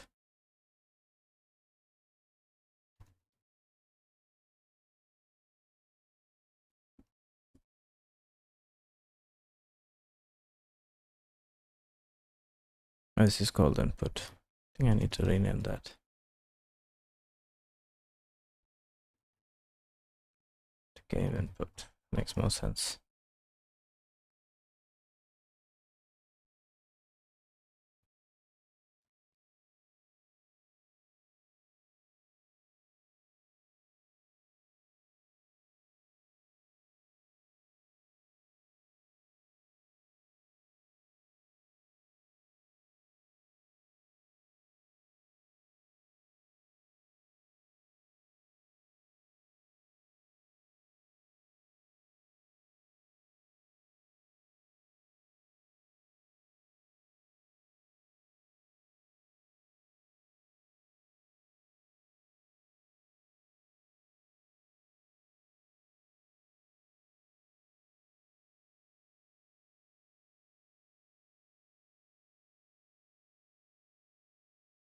I mean, it's pretty ugly at the moment. We'll sort it out later. Game input dot read buffer.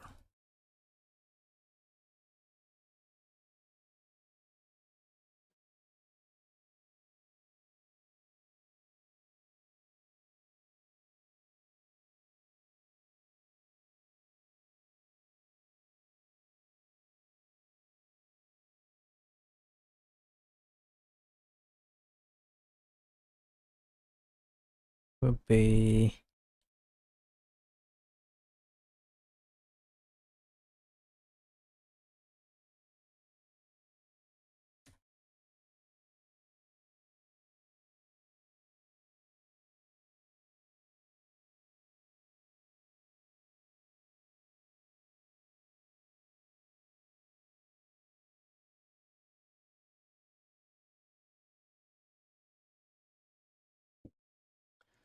kind of lost at the moment.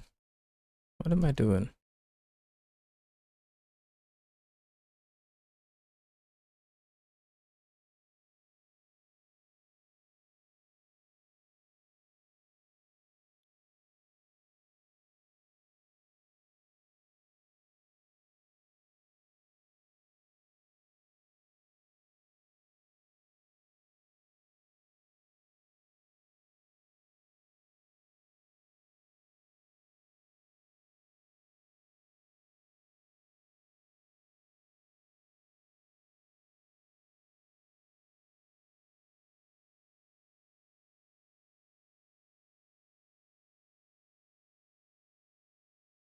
Read file dot read.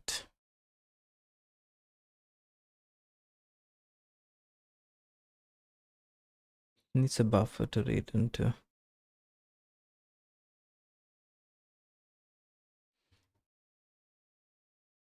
Can I just make this an array for now?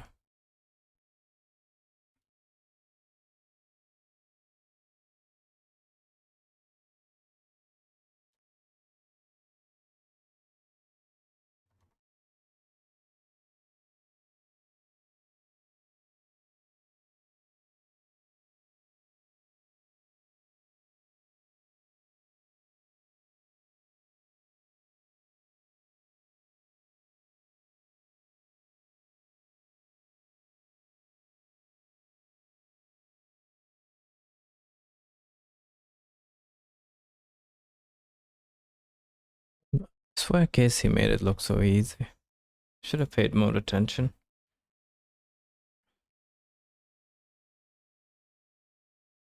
Should go back and watch. I'm doing too many things.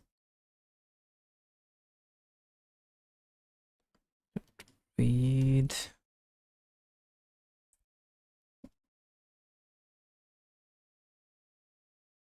Dot.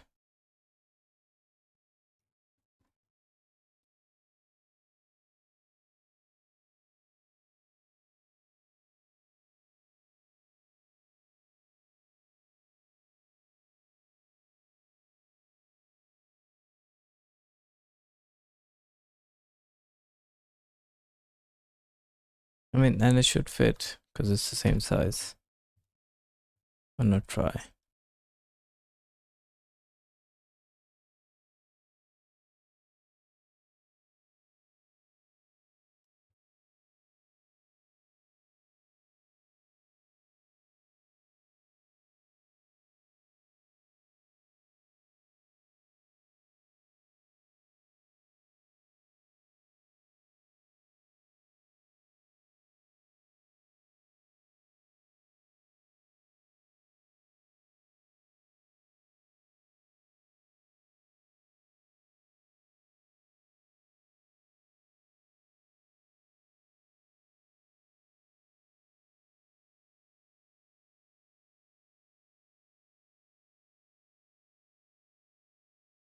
But red should be equal to the size of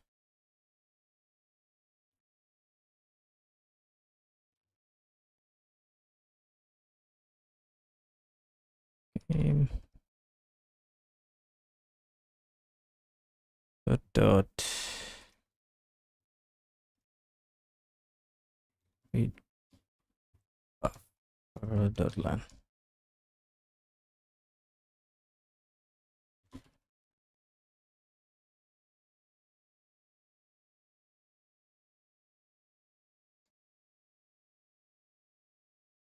It is called size of, right?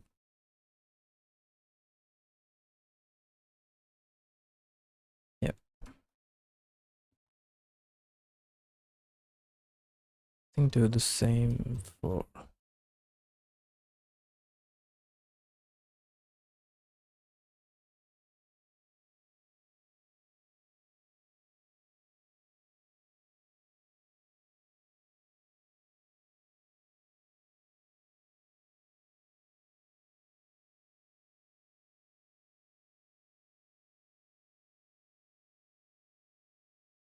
geez, why it's so hard to name stuff. Right. File.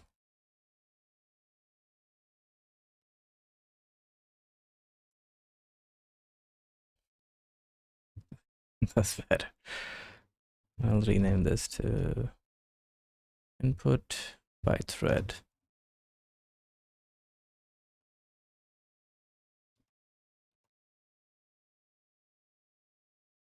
This would be right buffer.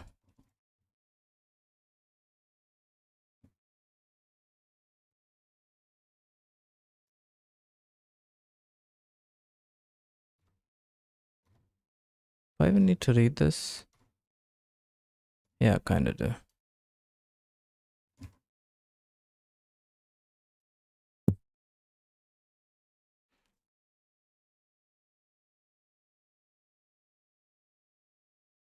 This is all like, it looks so nasty. I think I need to rewatch what Casey did.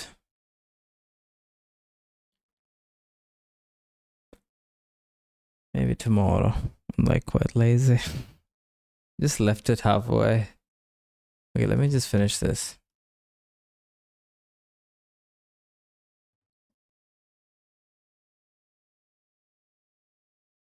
Okay, loop dot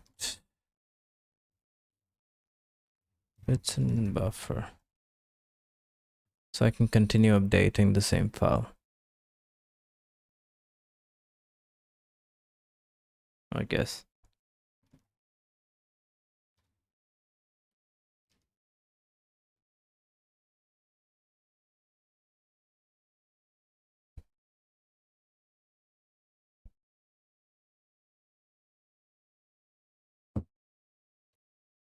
Instead of the read.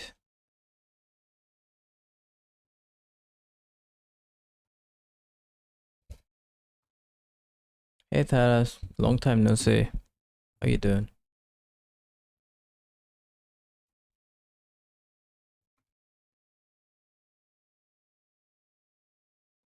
This is all kind of shit. And overdone. Needs redoing. Okay, so that means, what does that mean? Why did I even do that? Okay, so I've updated whatever was in there. So I tell myself. Then now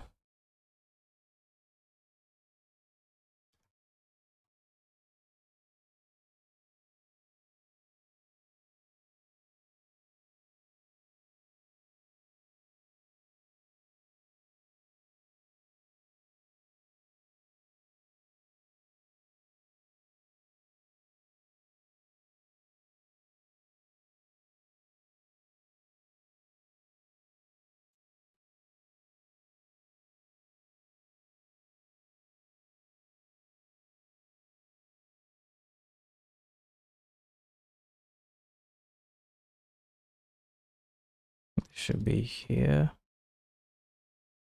And then this, I'll figure it out later.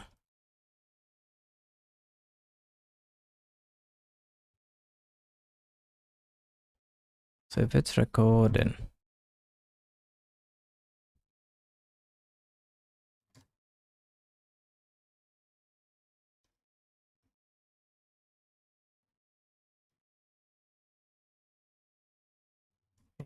looped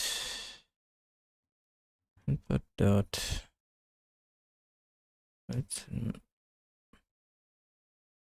I should rename that.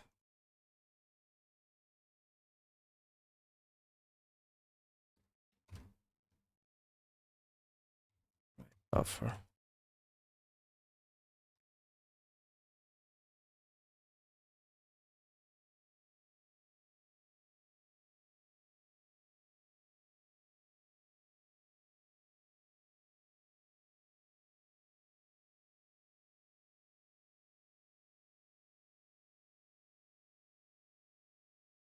My buffer of what is equal to global keyboard input.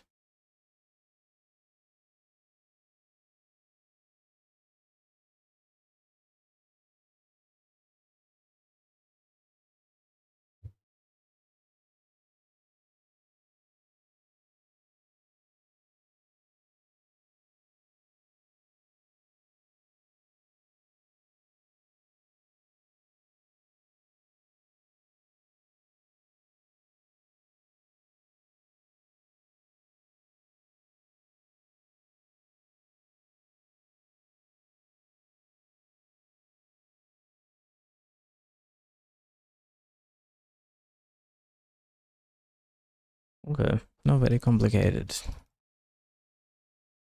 And then just write the buffer. Okay, you know what? This is too long. Just gonna call it GLI.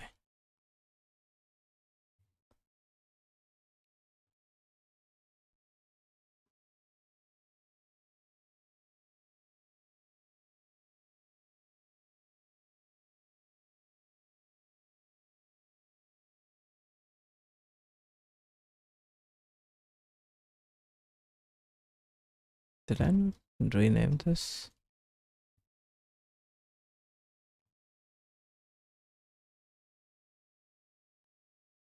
Okay.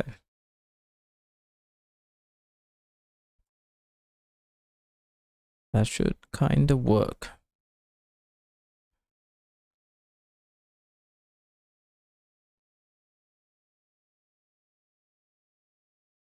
And then playing that is a whole nother problem.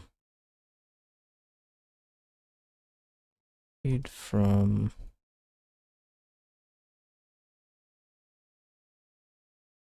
Well, I think it's kind of obvious what needs to be doing. I don't know how to like play it.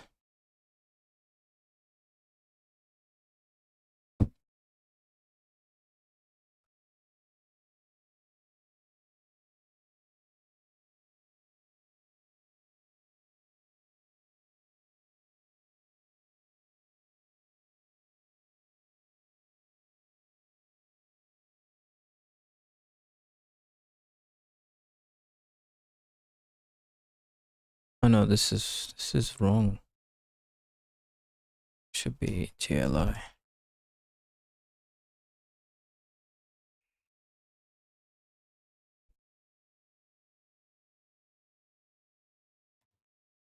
Yeah, save the whole thing.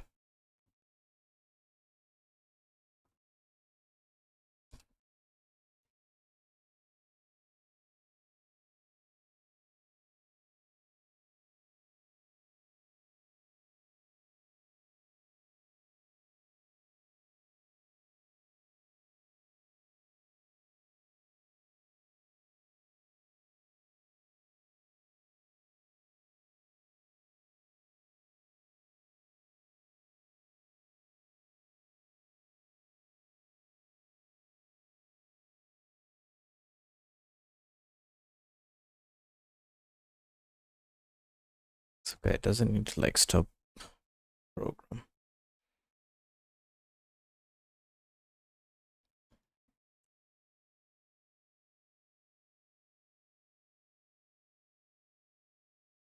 I don't know. All of this kind of looks shit. I think it's way too complicated. Doesn't need to be.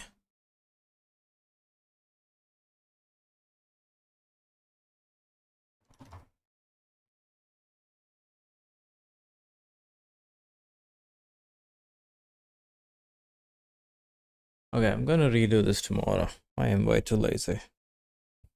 This is supposed to be like a chill day.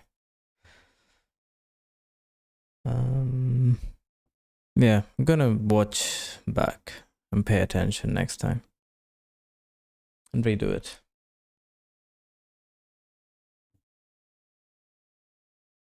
Yeah, that's a good idea. I'm gonna call it a day.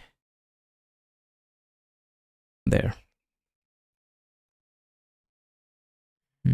Yeah, I'll see you back here tomorrow. Hope you have a good weekend.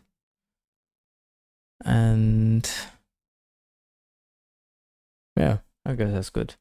Yeah, have a good weekend. I'll see you back here tomorrow.